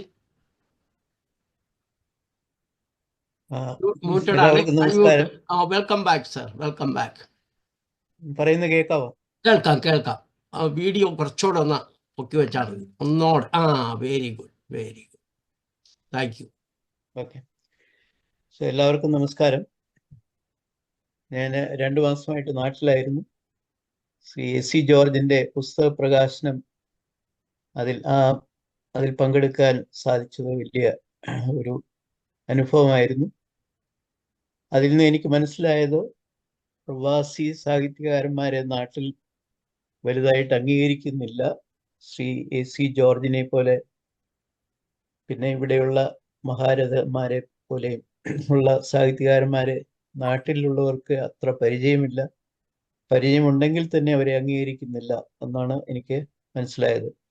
അതുകൊണ്ട് എനിക്ക് പറയാനുള്ളത് ശ്രീ എ സി ജോർജിന്റെ പുസ്തകങ്ങൾ നമ്മൾ വായിക്കണം. ഞാൻ അദ്ദേഹത്തിൻ്റെ നോവൽ വായിച്ചുകൊണ്ടിരിക്കുകയാണ്. ആ പുസ്തകങ്ങളെ പറ്റി അദ്ദേഹം 4 പുസ്തകങ്ങളോടെ പ്രസിദ്ധീകരിച്ചു. ആ 4 പുസ്തകങ്ങളും നമ്മളിവിടെ നമ്മുടെ മലയാള സൊസൈറ്റി മീറ്റിങ്ങിൽ ചർച്ച ചെയ്യണം. അതിൽ വളരെയധികം കാര്യങ്ങൾ നമ്മൾക്ക് ലോകത്തോട് പറയാനുണ്ട്. അദ്ദേഹം പറഞ്ഞിട്ടുണ്ട്. അദ്ദേഹത്തിൻ്റെ ജീവിത അനുഭവങ്ങൾ അതിൽ പ്രതിഫലിച്ചിട്ടുണ്ട്.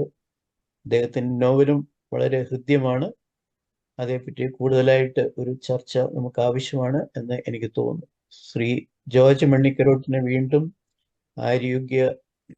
ആരോഗ്യത്തോടെ കാണാൻ സാധിച്ചതിൽ പ്രത്യേക സന്തോഷം.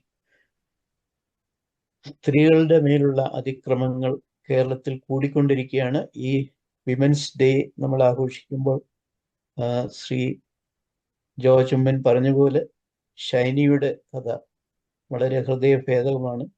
അങ്ങനെയുള്ള പല ഷൈനിമാരുടെയും കഥകൾ നാട്ടിൽ നടക്കുന്നുണ്ട്. സ്ത്രീകളുടെ മേലുള്ള അതിക്രമങ്ങളും കുറ്റകൃത്യങ്ങളും അവ കൂടിക്കൊണ്ടിരിക്കുകയാണ്. അതേപ്പറ്റി ഞാനൊരു ലേഖനം എഴുതിക്കൊണ്ടിരിക്കുകയാണ്. അത് തുടർന്നുള്ള മലയാളം സൊസൈറ്റിയുടെ മീറ്റിങ്ങിൽ അത് അവതരിപ്പിക്കാമെന്ന് കരുതുന്നു. ഇന്നത്തെ നമ്മുടെ ചർച്ചാ വിഷയം VKN ആണ്.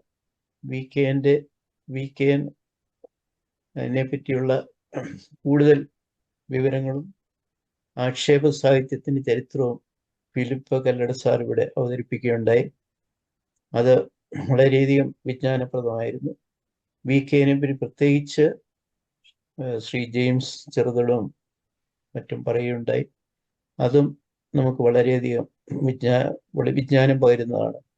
VKന്റെ കൃതികൾ ഞാൻ വായിച്ചിട്ടില്ല, പക്ഷെ VKനെ പറ്റി വായിച്ചിട്ടുണ്ട്. അദ്ദേഹത്തിൻ്റെ സാഹിത്യരംഗം ആക്ഷേപ സാഹിത്യം, വ്യംഗ്യഭാഷയിൽ സാമൂഹിക വിമർശനം നടത്തുക, രാഷ്ട്രീയത്തെപ്പറ്റിയും മതത്തെപ്പറ്റിയും സാമൂഹിക ജീവിതത്തെപ്പറ്റിയും നേരിട്ട് പറയാതെ വ്യംഗ്യരൂപേണ ആക്ഷേപ സാഹിത്യത്തിൽ ഹാസ്യവും മർമ്മവും കലർന്ന ഭാഷയിൽ വിമർശിക്കുക. അതിൽ അദ്ദേഹം വിജയിച്ചു. ചിരിപ്പിക്കുന്നതിനേക്കാളും കൂടുതൽ നമ്മളെ ചിന്തിപ്പിക്കാൻ പഠിപ്പിച്ച VKN 2004 അന്തരിച്ചു. ഇന്നത്തെ കാലത്ത് കൂടുതലായിട്ട് സാമൂഹിക അതിക്രമങ്ങൾ നടക്കുന്ന ഈ അവസരത്തിൽ നമ്മൾ ആക്ഷേപ സാഹിത്യത്തിന് കൂടുതൽ പ്രസക്തിയുണ്ട്. അത് ശ്രീ എ സി ജോർജ് ആക്ഷേപ സാഹിത്യത്തിൽ പ്രത്യേകം അദ്ദേഹത്തിൻ്റെ ലേഖനങ്ങൾ വളരെയധികം ആക്ഷേപവും ഹാസ്യവും ആക്ഷേപവും മർമ്മവും കലർന്ന് സാമൂഹ്യ പ്രശ്നങ്ങളെ പറ്റി അദ്ദേഹം വ്യംഗ്യ ഭാഷയിൽ പ്രതികരിച്ചിട്ടുണ്ട്. ആക്ഷേപ സാഹിത്യത്തിന് കൂടുതൽ പ്രസക്തി ഇന്നത്തെ കാലത്തുണ്ട്. അപ്പോൾ അതിനെപ്പറ്റി നമ്മൾ കൂടുതൽ ചർച്ച ചെയ്യണം. നമ്മുടെ ഇവിടുത്തെ സാഹിത്യകാരന്മാർ ആക്ഷേപ സാഹിത്യം കൂടുതൽ ശ്രദ്ധിക്കണം എന്നും എനിക്ക് ഒരു അഭിപ്രായമുണ്ട്. കാരണം ഇന്ന് നടക്കുന്ന സാമൂഹിക തിന്മകൾ കേരളത്തിലും എവിടെയും അത് ചൂണ്ടിക്കാണിക്കാൻ സാഹിത്യകാരന്മാർക്ക് ഒരു പ്രത്യേക അവർ ചെയ്യേണ്ടതാണ്. അതിനുവേണ്ടിയുള്ള ഒരു പരിശ്രമം നമ്മൾ നടത്തേണ്ടതുണ്ട്. ഇപ്പം കാർട്ടൂണുകൾ ആണ് ആക്ഷേപ സാഹിത്യത്തിൻ്റെ വേറൊരു വശം. RK ലക്ഷ്മണന്റെ കാർട്ടൂണുകൾ നമ്മൾ എല്ലാവരും കണ്ടിട്ടുണ്ട്. DC കിഴക്കേമുറിയുടെ മെത്രാനും കൊതുകും എന്നുള്ള ഒരു ചെറുകഥ, അതൊരു ആക്ഷേപ സാഹിത്യത്തിൻ്റെ ഒരു ഭാഗമാണ്. അതിൽ അദ്ദേഹം മെത്രാന്മാരെയും മതത്തെയും വ്യംഗ്യരൂപേണ അദ്ദേഹം അതിലെ തിന്മകൾ ചൂണ്ടിക്കാണിച്ചത് മെത്രാനും കൊതുകിനോട് താരതമ്യപ്പെടുത്തിക്കൊണ്ടാണ്. അദ്ദേഹം പറയുന്നു, മെത്രാനും കൊതുകും. മെത്രാൻ പറയുകയാണ്, നമ്മൾ രണ്ടുപേരും ഒരേ തൊഴിലാണ് ചെയ്യുന്നത്, മനുഷ്യന്റെ രക്തം ഊറ്റിക്കുടിക്കുന്ന തൊഴിൽ. അതാണ് ആക്ഷേപ സാഹിത്യം. ആക്ഷേപ സാഹിത്യം നമ്മൾ കൂടുതൽ പ്രോത്സാഹിപ്പിക്കണം എന്ന് പറഞ്ഞുകൊണ്ട് ഞാൻ നിർത്തുന്നു. നമസ്കാരം. Thank you doctor Joseph Punnoli sir, thank you very much. അടുത്തായിട്ട് തോമസ് വർഗീസ്, റെഡിയാണോ? Thomas Varghese has some problem with the computer, so he just texted. അടുത്തതായിട്ടെന്നാ നമുക്ക് Joseph Thachara, please. Joseph Thachara.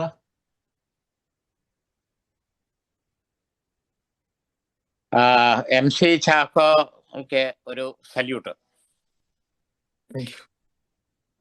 ഈ കഥ വളരെ നന്നായിരിക്കുന്നു. നമ്മൾ വീക്കെൻഡിന് നമുക്ക് ഗ്രഹിക്കാൻ പലപ്പോഴും വളരെയേറെ ബുദ്ധിമുട്ടുണ്ടാകാറുണ്ട്. ഒന്ന്, അങ്ങക്ക് ഇംഗ്ലീഷ്, മലയാളം, സംസ്കൃതം ഇത് മൂന്നും കൂട്ടിക്കലർത്തിയൊക്കെയാണ് ചിലപ്പോൾ പലതും പ്രയോഗിക്കുന്നത്. ആ പ്രയോഗത്തിൽ തന്നെ ശരിക്കും ഉള്ള അർത്ഥത്തിന് പകരം വേറൊരർത്ഥം വരത്തക്ക രീതിയിലാണ് ഈ ഭാഷകളെ ചേർത്ത് പ്രയോഗിക്കുന്നത്. ഇങ്ങനെ ഒരു ഭയങ്കരമായ ഒരു ഹാസ്യ രീതിയാണ് വീക്കെൻഡ്.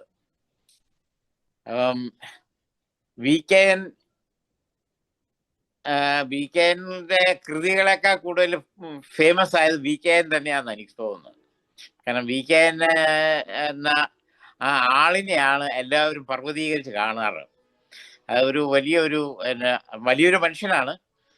ആ കൂടെ തന്നെ ആ ഒരു വലിപ്പം ആളുകളുടെ മനസ്സിൽ പതിഞ്ഞിട്ടുണ്ട്. അപ്പൊ അങ്ങനെയുള്ള വീക്കെൻഡ് ഒരു കൃതിയെ MC ചാക്കോ അനുകരിച്ച് എഴുതിയത് വളരെ ഭംഗിയായിരിക്കുന്നു. ആ എഴുത്ത് വീക്കെൻഡ് ഗ്രേഡിലൊന്നും നമ്മൾ പ്രതീക്ഷിക്കണ്ടല്ലോ, എങ്കിലും നല്ല കൃതിയാണ്, നല്ല ഒരു കഥയാണ്. പിന്നെ ഈ ഹാസ്യത്തിന്റെ ഒരു പ്രധാനപ്പെട്ട ഒരു ഭാഗമാണ് ഈ പാരഡി എന്നൊക്കെ പറയുന്നത്. നമ്മളെ കോട്ടയം രാജപ്പനും ഒക്കെ ഈ കഥാകൃതിയിൽ ഈ പലപ്പോഴും അങ്ങനെ കഥാപ്രസംഗത്തിൽ പലപ്പോഴും ഇങ്ങനെ പല മൃഗങ്ങളെയും ഒക്കെ ചേർത്തുകൊണ്ട് ഈ സിനിമാ പാട്ടുകളുടെ പാരഡിയാണ് കൂടുതലും അങ്ങനെ കൃതികളിൽ അങ്ങനെ കഥാപ്രസംഗങ്ങൾ ഉപയോഗിക്കാറ്. അപ്പം അതുപോലെ ഒരു പാരഡി എന്ന രീതിയിൽ വേണമെങ്കിൽ കണക്കാക്കാം MC ചാക്കോയുടെ സല്യൂട്ട്. പിന്നെ ഇതൊരു പ്രസ്ഥാനം പോലെയായി ഇപ്പൊ ഈ വീക്കെൻഡിന്റെ ഈ സാഹിത്യ ശൃംഖല. നമ്മളിപ്പം സന്ദേശകാവ്യങ്ങൾ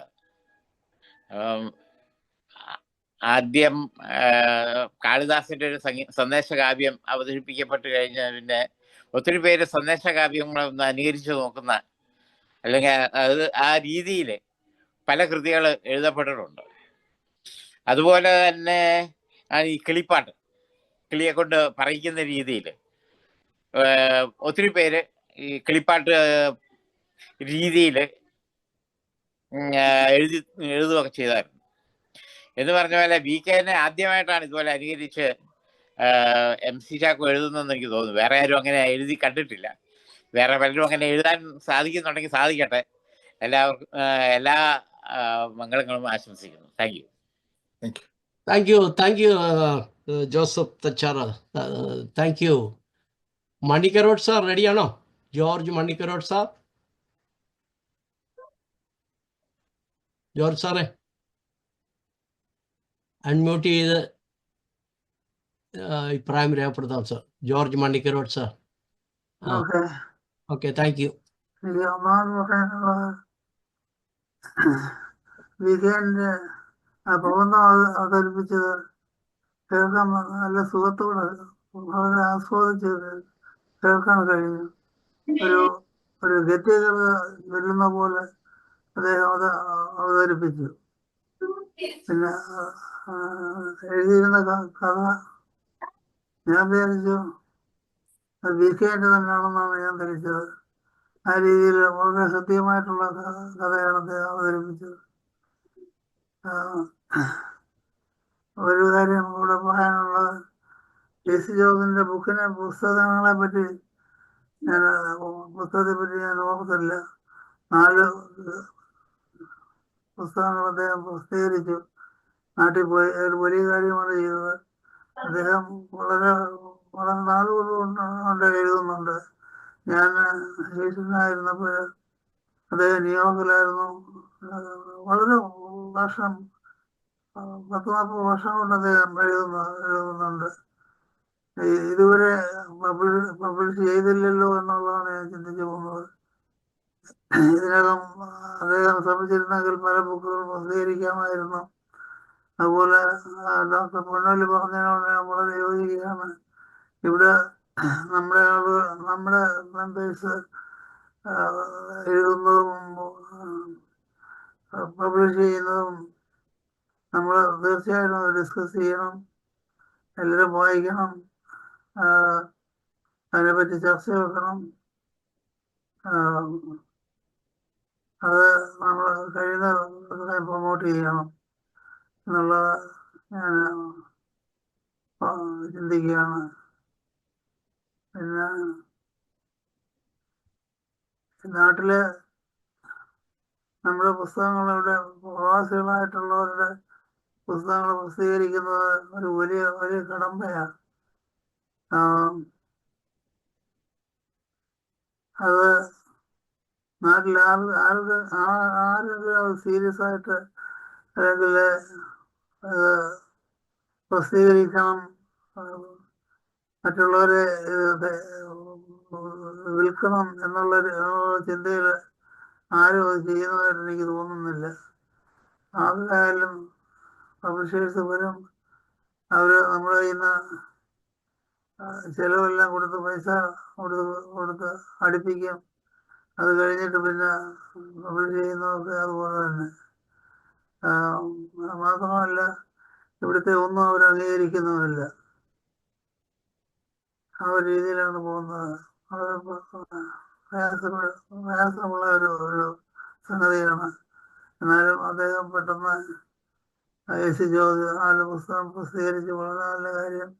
ഇനി അദ്ദേഹത്തിൻ്റെ കയ്യിൽ ഇനി ധാരാളം ലേഖനങ്ങളും എഴുത്തുകളും കാണും എന്നുള്ളതാണ് എൻ്റെ വിശ്വാസം. അതിനി അദ്ദേഹം പബ്ലിഷ് ചെയ്തിട്ട് വളരെ നല്ല കാര്യം. കൺഗ്രാജുലേഷൻ ടി.സി. ജോർജ്. സോ നമുക്കത് ഡിസ്കസ് ചെയ്യണം ഇവിടെ ഓരോ പുസ്തകങ്ങളെ പറ്റി ക്രമേണ എല്ലാവരും വായിച്ചു കഴിഞ്ഞിട്ട്. ഞാൻ വയ്ക്കാനെ പറ്റി ഞാൻ കൂടുതൽ സംസാരിക്കുന്നില്ല. സംസാരിച്ചാൽ വാചകങ്ങൾ ശരിയാവുന്നതല്ല, വാക്കുകൾ. Okay, thank you. Thanks. Thank you George Mannikkarot സാറേ, thank you very much. Okay, അടുത്തായിട്ട് George Puthenkurish sir, please. Thank you. ആദ്യമായിട്ട് എല്ലാവരെയും പോലെ ബിഗ് സല്യൂട്ട്. Thank you. വികേൻ, അതായത് ഹാസ്യ ആക്ഷേപ സാഹിത്യത്തിന്റെ പിതാവ് തന്നെയായ കുഞ്ചൻ നമ്പ്യാരുടെ നാട്ടിൽ നിന്ന് അതേ ആക്ഷേപ സാഹിത്യവുമായി വന്ന വികേനെ കുറിച്ച് ഏറ്റവും ശക്തമായ ഒരു കഥയാണ് MC ചാക്കോ ഇവിടെ അവതരിപ്പിച്ചത്. നമുക്കറിയാം, എമ്പ്രാനെത്തിരി കട്ടുപൂജിച്ചാൽ അമ്പലവാസികളൊക്കെ കക്കും. ഇതൊക്കെ ഫേമസ് ആയിട്ടുള്ള ഹാസ്യ സാഹിത്യ ആക്ഷേപ സാഹിത്യത്തിൽ നമ്മൾ ഓർക്കുന്ന കുഞ്ചൻ നമ്പ്യാരുടെ ചില കവിതാശകലങ്ങളാണ്. അതുപോലെ തന്നെ അടിയന് പഞ്ചസാരയുടെ കയ്പ് ഇഷ്ടമാണ്. ഇങ്ങനെയുള്ള ആ ഒരു അവസരത്തിലാണ് MC ചാക്കോ അതുപോലെ തന്നെ രാഷ്ട്രീയവും അങ്ങനെയുള്ള ചില മേഖലകളിലേക്ക് വെളിച്ചം വീശുന്ന ഹാസ്യവുമായിട്ട് പുറത്തു വന്നിരുന്നു. ഈ സല്യൂട്ട് വായിച്ചപ്പോൾ എൻ്റെ ശ്രദ്ധയിൽപ്പെട്ടത് ഊർജ നഷ്ടത്തോടെ വസതിയിലെത്തിയ Renu MD, lieutenant colonel Renu MD സ്വീകരണ മുറിയിലെ ദിവാനിലേക്ക് ചാഞ്ഞു. അദ്ദേഹം അവിടെ ഒരു ഒളിപ്പിച്ചു വെച്ചിരിക്കുന്ന വേറൊരു ഹാസ്യ സാഹിത്യമാണ്. സർ സി പിയിലേക്കല്ലാതെ ഇരുന്നത്, സർ സി പിയിലേക്കായിരുന്നെങ്കിലെന്ന് വെറുതെ മോഹിച്ചു പോയി. ഈ സർ സി പിയുടെ കാര്യം പണ്ട് ഞാൻ വായിച്ചിട്ടുണ്ട്. സർ സി പിയെ കാണാനായിട്ട് അദ്ദേഹം ഒരു തടാകത്തിന്റെ, ഒരു പൊയ്കയുടെ അരികിൽ വിശ്രമിച്ചിരിക്കുമ്പോഴാണ് ഒരു മനുഷ്യൻ സർ സി പിയിൽ നിന്ന് ഒരു സഹായം അഭ്യർത്ഥിച്ച് അവിടെ എത്തിയത്. അപ്പോൾ ഇയാള് ഇച്ചിരി രസികത്വമൊക്കെ ഉണ്ട്. ദിവാൻ സർ സി പിയെ കുറിച്ച് ഇങ്ങനെ ആൾക്കാർ പറയുന്നില്ല. ഇയാളോട് ചോദിച്ചു, നിനക്ക് ഞാൻ കാര്യം എന്താന്ന് വെച്ചാൽ ചെയ്തു തരാം, ഈ പൊയ്കയിലേക്ക് എടുത്ത് ചാടാമെങ്കിൽ ഇപ്പൊ നീ ചാടുകയാണെങ്കിൽ ഞാൻ നിനക്ക് എന്താണെന്ന് വെച്ചാൽ ചെയ്തു തരാമെന്ന് പറഞ്ഞു. ഇവൻ പറഞ്ഞ് കേൾക്കേണ്ട താമസം എടുത്തൊരു ചാട്ടം ചാടി. പക്ഷെ ഇവന് നീന്താൻ അറിയാൻ വയ്യ. അവസാനം ഇവനെ വലിച്ചു കേട്ടുണ്ടായിട്ട് വന്നു. അങ്ങനെയുള്ള സർ സി പിയുടെ ദേഹത്തിലേക്ക് ചായാതിരുന്നത് ഭാഗ്യം തന്നെ, ദിവാനിലേക്ക് ചാഞ്ഞത്. പിന്നെ അടുത്ത ഭാഗം ബ്രഹ്മമുഹൂർത്തെ കർമ്മമധ്യേ കൂകി തടസ്സം സൃഷ്ടിക്കുമ്പോഴുണ്ടാകുന്ന പ്രശ്നം. ഈ സംസ്കൃതത്തില് ഒരു ശ്ലോകം ഞാൻ ഓർക്കുകയാണ്. അവസരരഹിതവാണി ഗുണഗണ ശോഭിതേ പുംസേ രതിസമയെ രോദന്തം പ്രിയമഭി പുത്രം ശപത്യഹോ ജനനി. അതായത് അവസരരഹിതമായിട്ട് നമ്മൾ വർത്തമാനം പറയുമ്പോൾ സൂക്ഷിച്ചോണം. ഇച്ചിരി ശ്ലീലവും അശ്ലീലവും ഒക്കെ ചാക്കോ ഇതിനകത്ത് ചേർത്തുകൊണ്ട് ഇച്ചിരി അശ്ലീലം കലർത്തി നമ്മുടെ പ്രൊഫസർ ഫിലിപ്പ് സാറും പഴയകാലത്തെ സാഹിത്യത്തിലെ ഒരു അശ്ലീലം ചേർത്താണെങ്കിൽ തന്നെയും ഹാസ്യ സാഹിത്യത്തെ അവതരിപ്പിക്കുമായിരുന്നു. അപ്പോൾ പണ്ടൊരു കവി പാടി, അവസരരഹിതവാണി സുഖ ഗുണഗണന ശോഭിതേ പുംസ. അവസരരഹിതമായ എത്ര ഗുണമുണ്ടെന്ന് പറഞ്ഞാലും അവസരരഹിതമായ വാക്കുകൾ ശ്രദ്ധിച്ചോണം. രതിസമയെ രോദന്തം പ്രിയമഭി പുത്രം ശപത്തഹോ ജനനി. അമ്മയാണെന്ന് പറഞ്ഞു കഴിഞ്ഞാലും അവസരരഹിതമായിട്ട് ഉണ്ടാകുന്ന അതിൻ്റെ ചില ഭാഗങ്ങളെയാണ് ഇദ്ദേഹം ഇവിടെ അവതരിപ്പിക്കുന്നത്. ബ്രഹ്മമുഹൂർത്തെ കർമ്മമധ്യേ കൂകി തടസ്സം സൃഷ്ടിച്ച പൂവന് അവന്റെ ഗതികേട് നോക്കി. എനിക്ക് തോന്നുന്നു അന്നത്തെ അത്താഴത്തിൽ വിരുന്നിന് ആ പൂവൻ ഇലയില് അത് ജീവത്യാഗം എടുക്കേണ്ടതായിട്ട് വന്നു, അവനെ ഹിംസിച്ചെന്നുള്ളതാണ്. അങ്ങനെ പലതും ആ വീക്കേൻഡിന്റെ അതേ ആ സ്റ്റാൻഡേർഡില് MC ചാക്കോ പലയിടത്തും ഹാസ്യം ഒളിപ്പിച്ചു വെച്ച് എഴുതിയിരിക്കുന്നു എന്നുള്ളത് ഏറ്റവും ശ്രദ്ധേയമായ ഒന്നാണ്. പിന്നെ അദ്ദേഹം വേറൊരിടത്ത് പറഞ്ഞ മയൂരസിംഹാസനവും കോഹിന്നൂറും പതിച്ച കിരീടവും ഇല്ലെന്നാലും പ്രഥമ പൗരമോഷണ മുതൽ ഉപയോഗിക്കുന്നവരെക്കാൾ പ്രൗഢ തന്നെ. ബ്രിട്ടീഷുകാരെ കുറിച്ച് ഞാൻ ഓർത്തുപോയി. ഇവിടുന്ന് മയൂരസിംഹാസനം അടിച്ചോണ്ട് പോയെന്നാണ് പറയുന്നത് അവര്. അപ്പൊ മോഷ്ടാക്കളെക്കാളും ഭയങ്കരമാണ് ഈ ചില രാഷ്ട്രീയ തലപ്പത്തിരിക്കുന്ന നേതാക്കന്മാര് നടത്തുന്ന മോഷണം. അത്തരം കാര്യങ്ങളിലേക്കുള്ള ശ്രദ്ധ ക്ഷണിക്കത്തക്ക രീതിയിൽ ബികെഎനിന്റെ അതേ ആ നിലവാരം പുലർത്തിക്കൊണ്ട് MC ചാക്കോ ഈ ശ്രദ്ധിച്ച് വായിച്ചു കഴിഞ്ഞാൽ അതിനകത്തെ ഹാസ്യം മനസ്സിലാക്കും. ചിരിക്കാത്ത മലയാളി എന്ന് പറയുന്ന ഒരു പുസ്തകം എൻ്റെ ഉണ്ട്, ഞാനത് വായിച്ചിട്ടുള്ളതാണ്. മലയാളി ചിരിക്കാൻ വലിയ പാടാണ്. ഞാൻ ഹോസ്പിറ്റലിൽ ജോലി ചെയ്യുമ്പോൾ എസ്പെഷ്യലി കാർഡിയോളജിയിൽ വരുന്ന ഹാർട്ട് പേഷ്യൻസിന് വരുന്നുണ്ടേ ഞാൻ കൊടുക്കുമായിരുന്നു 10 benefits ഓഫ് ലാഫ്. ചിരിക്കുന്നതിൻ്റെ 10 ഗുണങ്ങൾ.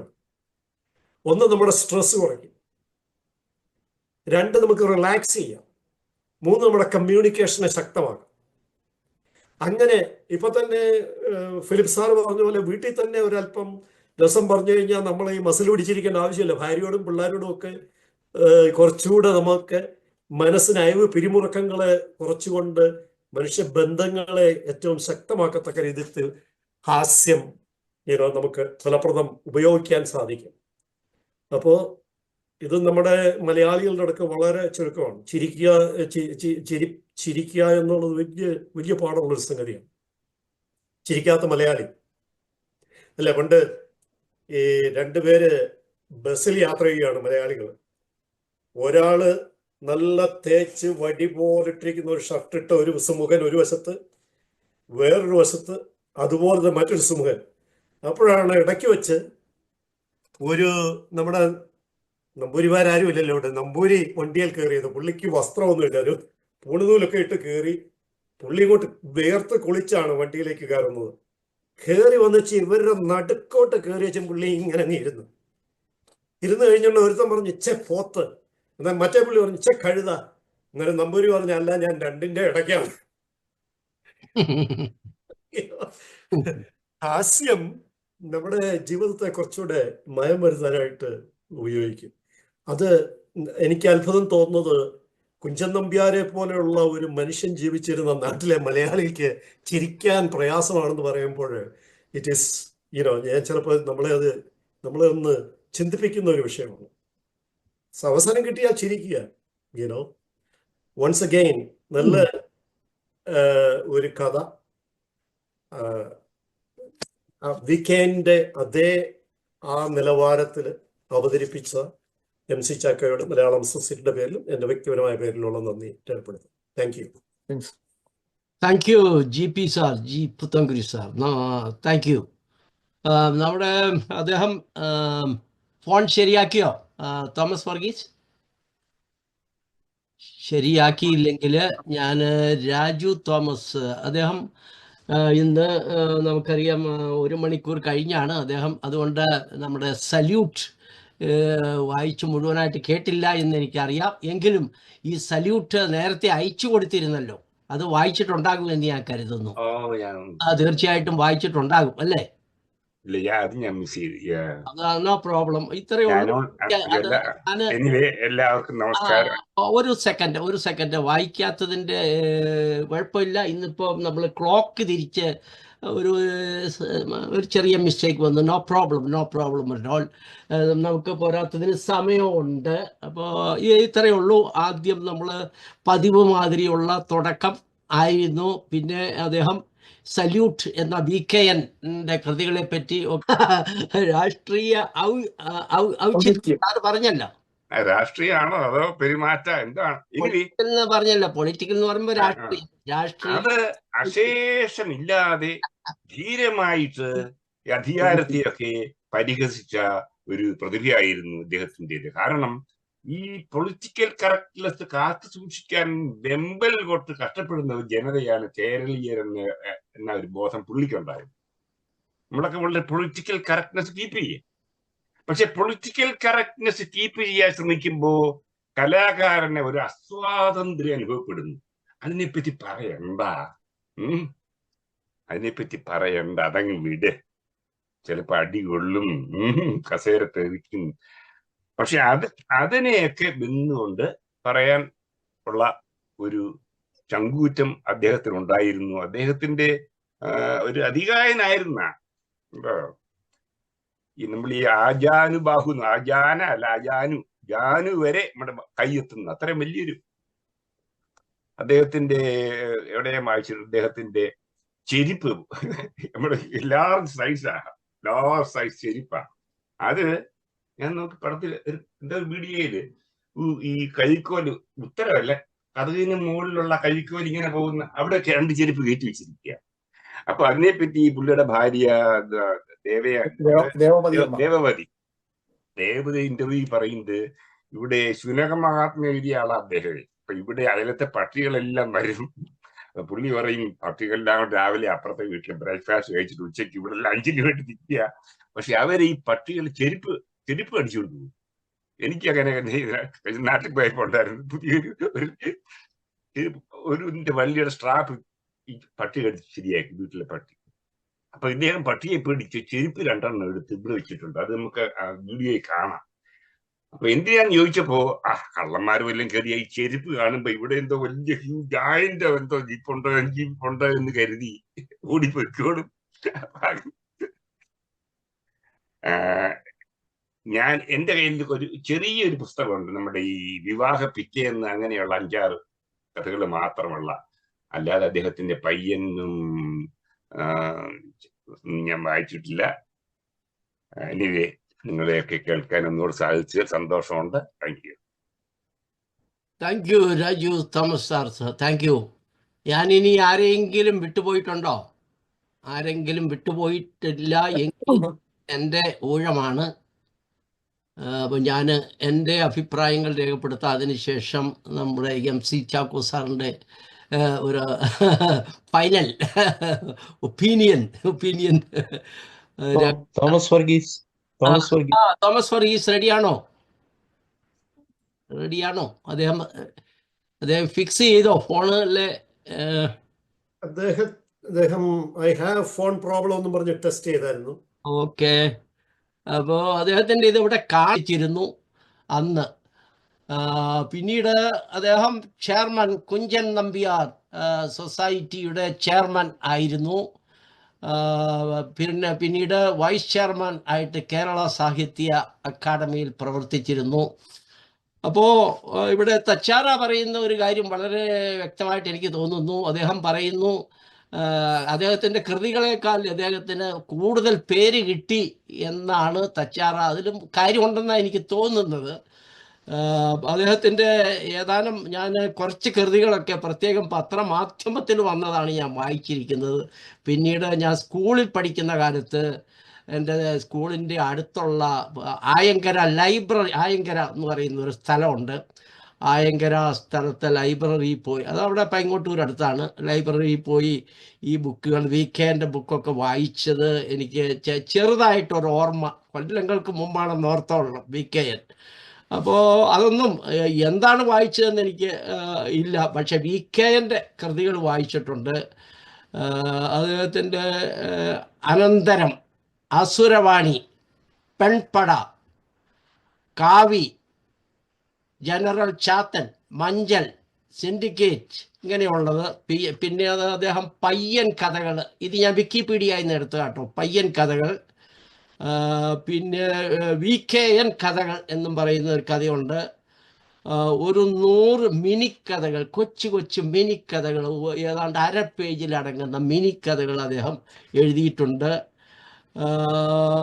പയ്യൻ, പിന്നെ മന്ദഹാസം, ക്ലിയോപാട്ര, പയ്യൻ്റെ സമരം, പയ്യൻ്റെ രാജാവ്, കോഴി, പ്രാതൻ, ഇങ്ങനെയൊക്കെ കുറേ അധികം കൃതികൾ അദ്ദേഹം എഴുതിയിട്ടുണ്ട്. പിന്നീട് നമ്മൾ ഹാസ്യ സാഹിത്യത്തെ പറ്റിയൊക്കെ ഇവിടെ നമ്മുടെ പ്രൊഫസർ സാറ് വളരെ വിവരിച്ചു. വളരെയധികം പൊതുവായിട്ട് നമ്മുടെ ഹാസ്യ സാഹിത്യം ആണ് ഇന്നത്തെ ഈ സല്യൂട്ടിൻ്റെ മുഖ്യമായ ഒരു വിഷയം. അത് തന്നെയാണ് VKൻ്റെ. അപ്പോൾ ഞാൻ എപ്പോഴും എൻ്റെ അഭിപ്രായം രേഖപ്പെടുത്തുന്നത് സല്യൂട്ട് തന്നുകൊണ്ടാട്ടോ സാറേ, സാറിൻ്റെ സല്യൂട്ട് തന്നുകൊണ്ട് തന്നെയാണ് തീർച്ചയായിട്ടും MC ചാക്കോ സാറിന്. അപ്പോൾ ഇവിടെ ഇപ്പം സമീപകാലത്ത് ഉള്ള നമ്മൾ ഓർക്കാതിരിക്കാൻ വയ്യ ഈ ഹാസ്യ സാഹിത്യത്തെ പറ്റിയൊക്കെ പറയുമ്പോൾ വേളൂർ കൃഷ്ണൻകുട്ടി, ചെമ്മനം ചാക്കോ, സുകുമാർ, പിന്നെ തോമസ് പാല, പിന്നെ ഇപ്പോൾ ധാരാളം പാരഡി ഗാനങ്ങൾ നമ്മൾ കേട്ടിരിക്കും, ഇപ്പോഴും പാടുണ്ട്. ഇലക്ഷൻ സമയത്ത് ഒത്തിരി രാഷ്ട്രീയ പാരഡി ഗാനങ്ങൾ ഇറങ്ങാറുണ്ട്. രാഷ്ട്രീയ നേതാക്കന്മാരുടെ പേരും അവരുടെ ഓരോ ചലനങ്ങളും അവരുടെ ഓരോ പ്രഖ്യാപനങ്ങളും ഒക്കെ ആധാരമാക്കി ഒരു കോമഡി പാട്ടുകൾ, പാരഡി പാട്ടുകൾ. പിന്നെ ഇലക്ഷൻ സമയത്ത് ഇപ്പോൾ പഴയ രീതിയിലുള്ള ആ കോളാമ്പി മൈക്കൊക്കെ ഈ ജീപ്പിൽ പിടിച്ചു കെട്ടിയുള്ള കോമാളി പാട്ടുകളൊക്കെ ഉണ്ട്. സരസൻ മാസികയിലും ഒക്കെ സരസമായിട്ട് പല കാര്യങ്ങളും ഉണ്ട്. എന്നാലും പഴയ കാലത്തെ മാതിരി ഇപ്രാവശ്യം അത്ര ഇല്ല എന്ന് വേണം പറയാൻ. കാരണം മാധ്യമങ്ങൾക്ക് കൂച്ചുവലം കൊണ്ട്.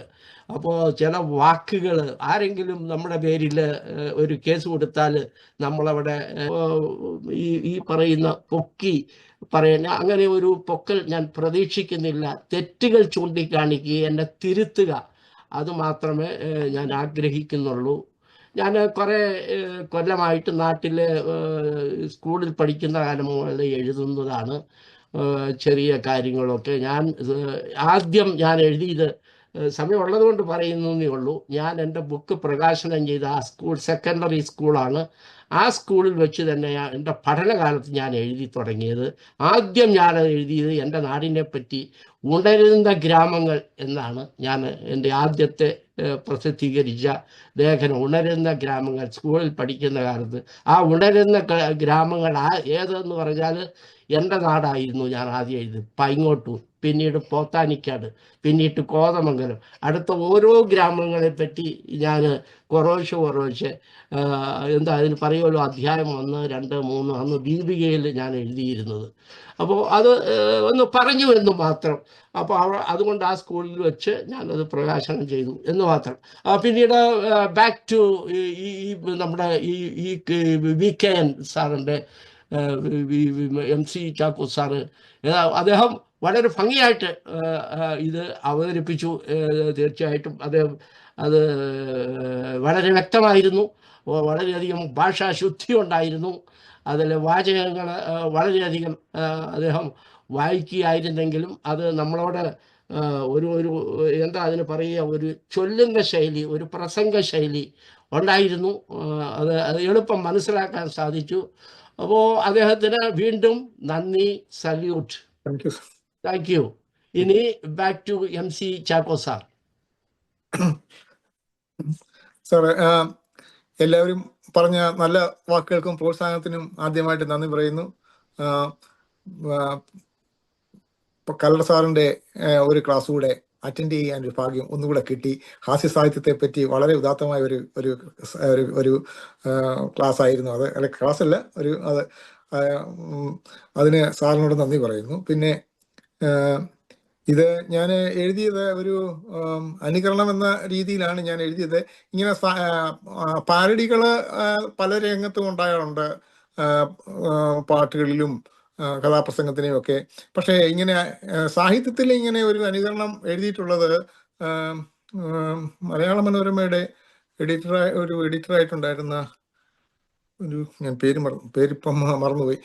അദ്ദേഹം ഒരു ചൊവ്വല്ലൂർ കൃഷ്ണൻകുട്ടി സാഹിത്യകാരന്മാരെ ഇങ്ങനെ അനുകരിക്കുമായിരുന്നു ആ ശൈലിയിലൊക്കെ. അങ്ങനെ ചർച്ച ചെയ്യാൻ വായിച്ചു കേട്ടിട്ടുണ്ട്. പിന്നെ VKN പറ്റി വളരെ കൂടുതൽ കാര്യങ്ങൾ ഈ ചർച്ചയിൽ കൂടെ നമുക്ക് ഗ്രഹിക്കാൻ പറ്റി, കൂടുതൽ അറിയാൻ പറ്റി. ഓരോരുത്തർ VKN പരിചയപ്പെട്ട് ഓരോ രീതിയിലാണല്ലോ, അപ്പം അതിലൂടെ മനസ്സിലാക്കാൻ പറ്റിയിട്ടുണ്ട്. പിന്നെ ഈ കാര്യങ്ങൾ ഇപ്പം തുറന്നു പറഞ്ഞു കഴിഞ്ഞാൽ അത് പ്രശ്നമൊക്കെ ആകും. രാഷ്ട്രീയം എന്നൊക്കെ SCO സാർ ഇപ്പം പറഞ്ഞല്ലോ. ഈ VKN അടിയന്തരാവസ്ഥക്കാലത്ത് പലതും എഴുതിയിട്ടുണ്ട്. അത് പക്ഷേങ്കിൽ ഈ അധികാരികൾക്ക് മനസ്സിലാക്കാൻ പറ്റിയിരുന്നില്ല. പലർക്കും ആ എഴുത്തിൻ്റെ അകത്തുണ്ടായിരുന്ന ആ കൂരമ്പുകൾ അദ്ദേഹത്ത് കൊണ്ടു എന്നുള്ളത് അവർക്ക് അറിയില്ലായിരുന്നു. അങ്ങനെയാണ് പുള്ളി രക്ഷപ്പെട്ടു പോയത്. പുള്ളി അതിലെ ഒരു ഭാഗം ഇങ്ങനെ പറയുന്നത്, പയ്യന് ഇതുപോലെ ഒരു കളക്ടറുടെ മുറിയിലേക്ക് കടന്നു പോവുകയാണ്. കളക്ടറുടെ ക്യാബിനകത്തോട്ട് ചെല്ലുമ്പോൾ ഈ കളക്ടറുടെ ക്യാബിൻ്റെ കർട്ടനുകൾ ഒന്ന് മാറ്റിയിടാൻ വേണ്ടിയോ ക്ലീൻ ചെയ്യാൻ വേണ്ടിയോ മാറ്റിയിട്ടേക്കുക, കർട്ടൻ ഇല്ല. അപ്പം നേരെ പയ്യൻ എന്ന് പറയുന്നത് ഈ VKN ഒരു ആത്മകഥാ അംശമാണ്. നേരെ ഈ ക്യാബിലേക്ക് ഇടിച്ച് കയറിക്കൊണ്ട് ചെല്ലുകയാണ്. തുണി ഒന്നും ഇല്ലാതിരിക്കുകയാണല്ലേ എന്നാണ് ചോദിച്ചത്. എന്നും പറഞ്ഞാണ് ഇടിച്ചങ്ങോട്ട് കയറുന്നത്. അതുമൊക്കെ ഈ വനിതാ കളക്ടറായിരുന്നു. വനിതാ കളക്ടർ അന്നേരം തന്നെ പയ്യനെ പിടിച്ച് അകത്തിടുകയും പോലീസിനെ വിളിച്ച് ജയിലിലാക്കുന്നൊക്കെ ഇങ്ങനെ ഒരു ഇതുണ്ട്. ഒരു പയ്യൻ കഥയ്ക്കകത്ത് വരുന്നുണ്ട്. അങ്ങനെ ഇദ്ദേഹം വിമർശിക്കുന്നത് നല്ലൊരു പങ്കും അധികാരികൾക്ക് മനസ്സിലാക്കാൻ ഇച്ചിരി ബുദ്ധിമുട്ടൊക്കെ ഉണ്ടായിരുന്നു എന്നുള്ളതും ഒരു ഭാഗമാണ്. എനിവേ, നല്ലൊരു ചർച്ച. ആ ചർച്ചയിൽ ഇത് അവതരിപ്പിക്കാൻ കിട്ടിയ ഈ ഒരു ഭാഗ്യത്തിന് എല്ലാവരോടും നന്ദി പറയുന്നു. ഇത്രയുമായി ഞാൻ വീണ്ടും സാറിൻ്റെ മോഡറേറ്റർ സാറിന് SCO സാറിനെ. Thank you sir, thank you. എല്ലാ സഹായ സഹകരണത്തിനും ഇന്നത്തെ ഈ പ്രോഗ്രാം വളരെ ഭംഗിയാക്കാൻ സഹായിച്ച എല്ലാവർക്കും ഞാൻ നന്ദി രേഖപ്പെടുത്തിക്കൊണ്ട് ജോർജ് മണ്ണിക്കരോട് സാറിന് ഞാൻ എൻ്റെ മൈക്രോഫോൺ കൈമാറുകയാണ്. George മണ്ണിക്കരോട് sir, Malayalam society secretary, please. Puthenkurish sir, George Puthenkurish. കുഴപ്പമില്ല, താങ്ക് യു. ഈ മീറ്റിങ്ങിൽ, ഇന്നത്തെ മീറ്റിങ്ങിൽ പങ്കെടുത്ത നിങ്ങൾ ഏവരോടുമുള്ള നന്ദി മലയാളം സൊസൈറ്റിയുടെ പേരിൽ ഞാൻ രേഖപ്പെടുത്തുന്നു. ആദ്യമായിട്ട് പ്രത്യേകിച്ച് ഇവിടെ ഇന്ന് ഈ BKN കുറിച്ച് വിഷയം അവതരിപ്പിച്ച MC ചാക്കോ, മോഡറേറ്ററായിട്ട് പ്രവർത്തിച്ച AC ജോർജ്, ഇവർക്ക് മലയാളം സൊസൈറ്റിയുടെ പേരിൽ ഒരിക്കൽ കൂടി നന്ദി രേഖപ്പെടുത്തുന്നു. മിസ് പൊന്നുപിള്ള നൈനാൻ മാത്രങ്ങളോട് ഞാൻ സംസാരിച്ചിരുന്നു. അവര് വേൾഡ് മലയാളി, അങ്ങനെ അവർക്ക് പല ഈവനിങ്ങിൽ പല പരിപാടികളുള്ളതുകൊണ്ടാണ് അവർ പങ്കുചേരായിരുന്നത്. അതുപോലെ തന്നെ ആദ്യം നമ്മളുടെ മലയാളം സൊസൈറ്റിയുടെ ഒരു മീറ്റിംഗ് ഏതെങ്കിലും ഒരു റെസ്റ്റോറൻറ്റിൽ വെച്ച് നടത്തണമെന്ന് ഉള്ള ഒരു അഭിപ്രായം മിസ് പൊന്നുപിള്ള പറയുകയുണ്ടായി. അപ്പോൾ April 13 എന്നാണ് ആദ്യം പറഞ്ഞത്. പക്ഷെ അന്ന് അത് പാം സൺഡേ ആണ്. അപ്പോൾ അതിനെക്കുറിച്ച് ഒന്നുകൂടെ അവരുമായിട്ട് I will have a conference call with Mannikkarot and miss Ponnupilla and അതിനുശേഷം നിങ്ങളെ വിവരം അറിയിക്കുന്നതായിരിക്കും. ഇതിൻ്റെ ഇടയ്ക്ക് ഈ പൊളിറ്റിക്കൽ കറക്റ്റ്നെസ് എന്നതിനെ കുറിച്ച് മലയാളത്തില് മലയാളം എന്താണെന്ന് ഇങ്ങനെ ചിന്തിച്ച് രാഷ്ട്രീയ വിവാദം എന്നാണ് പറയുന്നത്. വിവാദത്തിൽ പെടാതിരിക്കാനുള്ള ഒരു ശ്രമമാണ്. അത് ശരിയാണോ എന്ന് അറിഞ്ഞുകൂടാ. ഞാൻ ഔചിത്യമാണ് ബെറ്റർ. രാഷ്ട്രീയ ഔചിത്യം അതായിരിക്കും ബെറ്റർ. ശരി, കറക്റ്റ്, ശരിയല്ലേ? രാഷ്ട്രീയ ശരി. അത് രാഷ്ട്രീയം മാത്രമാവുമോ? രാഷ്ട്രീയത്തിന് ഉപരിയായിട്ട് മറ്റു മേഖലകളിലും വരില്ലേ? അതെല്ലായിടത്തും അപ്ലൈ ചെയ്യാവുന്ന തോന്നുന്നു. ഹോളി എന്ന് പറഞ്ഞു കഴിഞ്ഞാൽ മെനി എന്നർത്ഥമുണ്ട്. വളരെ എന്ന് പറഞ്ഞാൽ ബഗ്സ്. പിന്നെ വേറെ ഒരു കമന്റ് പറഞ്ഞോട്ടെ. അതായത് ഇവിടെ എല്ലാവരും പരാതിപ്പെട്ടല്ലോ, ഇത് ഇദ്ദേഹത്തിന്റെ VKN കൃതികൾ മറ്റുള്ള ഭാഷകളിലേക്ക് തർജ്ജമ ചെയ്തില്ല എന്ന്. VKN കൃതികളുടെ പ്രത്യേകത ആ ചില വേർഡുകളും ചില ഫ്രേസുകളും ഒരുപക്ഷെ നാം ഉദ്ദേശിക്കുന്ന മലയാളികൾ ആ നമ്മുടെ ആ സംവേദന ശേഷി ഇന്ന് ഔട്ട് ആകാനുള്ള സാധ്യതയുണ്ട്. ചില വേർഡുകളും ഫ്രേസുകളും അത് നമ്മൾ ട്രാൻസ്ലേറ്റ് ചെയ്യുമ്പോൾ വരുന്ന ഒരു തകരാറാണ്.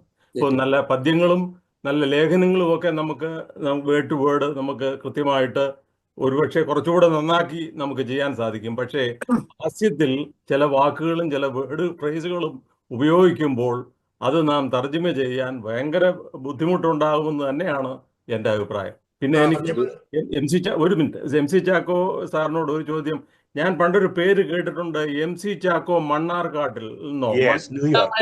അദ്ദേഹം മരിച്ചു പോയല്ലേ? നിങ്ങൾ ബന്ധമൊന്നും ഉള്ളവരല്ലല്ലോ? ഇല്ല സാർ, ഇല്ല. MC ചാക്കോയുണ്ട്, എഴുത്തുകാരൻ, കേട്ടോ. അങ്ങനെ ഒരു പേര് ഞാൻ നേരത്തെ കേട്ടിട്ടുണ്ട്. അതുകൊണ്ട് സാറ് പറഞ്ഞത് ശരിയാണ്. ആ കല്യാണപ്പിറ്റെന്നുള്ള ആ ഒരു കഥ വളരെ ചെറിയ കഥയാ. പക്ഷെ അതിൽ പ്രയോഗിച്ചിരിക്കുന്ന വാക്കുകൾ എന്ന് പറഞ്ഞാൽ തനത് നാട്ടുഭാഷ എന്ന് പറഞ്ഞാൽ ഉൾനാടൻ നാട്ടുഭാഷയാണ്. അത് ആ വാക്കുകളൊന്നും ഒരു കാരണവശാലും ഒരു ട്രാൻസ്ലേഷന് വിധേയമാകുന്ന വാക്കുകളല്ല. അതിലൊക്കെ പറഞ്ഞിരിക്കുന്നത് ഒരു 12 മണിക്കൂർ കൊണ്ട് പുതുതായി വന്ന മണവാട്ടി പെണ്ണ് ഇവനെ അവന്റെ സകല ഭാവി മരണം വരെയുള്ള ജീവിതത്തെക്കുറിച്ചുള്ള ഒരു കണക്കുകൾ പറയുക എന്ന് പറഞ്ഞാൽ എങ്ങനെ നീ ജീവിക്കണം, എങ്ങനെയാണ് ഇന്ന് മുതലുള്ള ജീവിതക്രമം എന്നുള്ള തരത്തിൽ ഇവനെ ഹൈജാക്ക് ചെയ്യുന്നത് ആ രീതി പറഞ്ഞു വെച്ച് പോവുക. അപ്പൊ അതാണ് ഒരു കേരളത്തിന്റെ തനത് ഭാര്യാഭർത്തൃ ബന്ധത്തിന്റെ ഒരു മുഖചിത്രം. അത് മറ്റൊരു രാജ്യത്തും അത് ആ തരത്തിൽ പിന്നെ അവതരിപ്പിച്ച അവർക്കാർക്കും മനസ്സിലാവില്ലത്. ഏകഭാര്യാവ്രതം അതോടൊപ്പം അവരുടെ ചാരിത്ര ശുദ്ധിയുടെ വിലയാണ് അതെന്നാണ് പറഞ്ഞു വെക്കുന്നത്. ഇങ്ങനെയൊക്കെ പറഞ്ഞു കഴിഞ്ഞാൽ വേറൊരു ലോകത്തിൽ എന്ന് പറഞ്ഞു കഴിഞ്ഞാൽ അതൊന്നും മനസ്സിലാവില്ലല്ലോ. അതാണ് അങ്ങനെ ഒരു പ്രശ്നം അദ്ദേഹത്തിന്റെ ഭാഷയ്ക്കുണ്ടായത്. ഇത് മാത്രമല്ല, എല്ലാ അർത്ഥത്തിലും ഓരോ കഥയിലും വളരെ വിഷമം പിടിച്ച പ്രയോഗങ്ങൾ അത് നടത്തുന്നുണ്ട്. അത് തർജ്ജിമയ്ക്ക് വിധേയമാകുന്ന ഒന്നല്ല. സാർ, ഒരു ബുക്ക് ഇംഗ്ലീഷിലേക്ക് തർജ്ജമ ചെയ്തിട്ടുണ്ട്, ആരോഹണം. ആരോഹണത്തിന്റെ അതിനെ പേരിട്ടത് പേരിട്ടത് പിന്നെ പുള്ളി തന്നെയാണ് കൊടുത്തിരിക്കുന്നത്.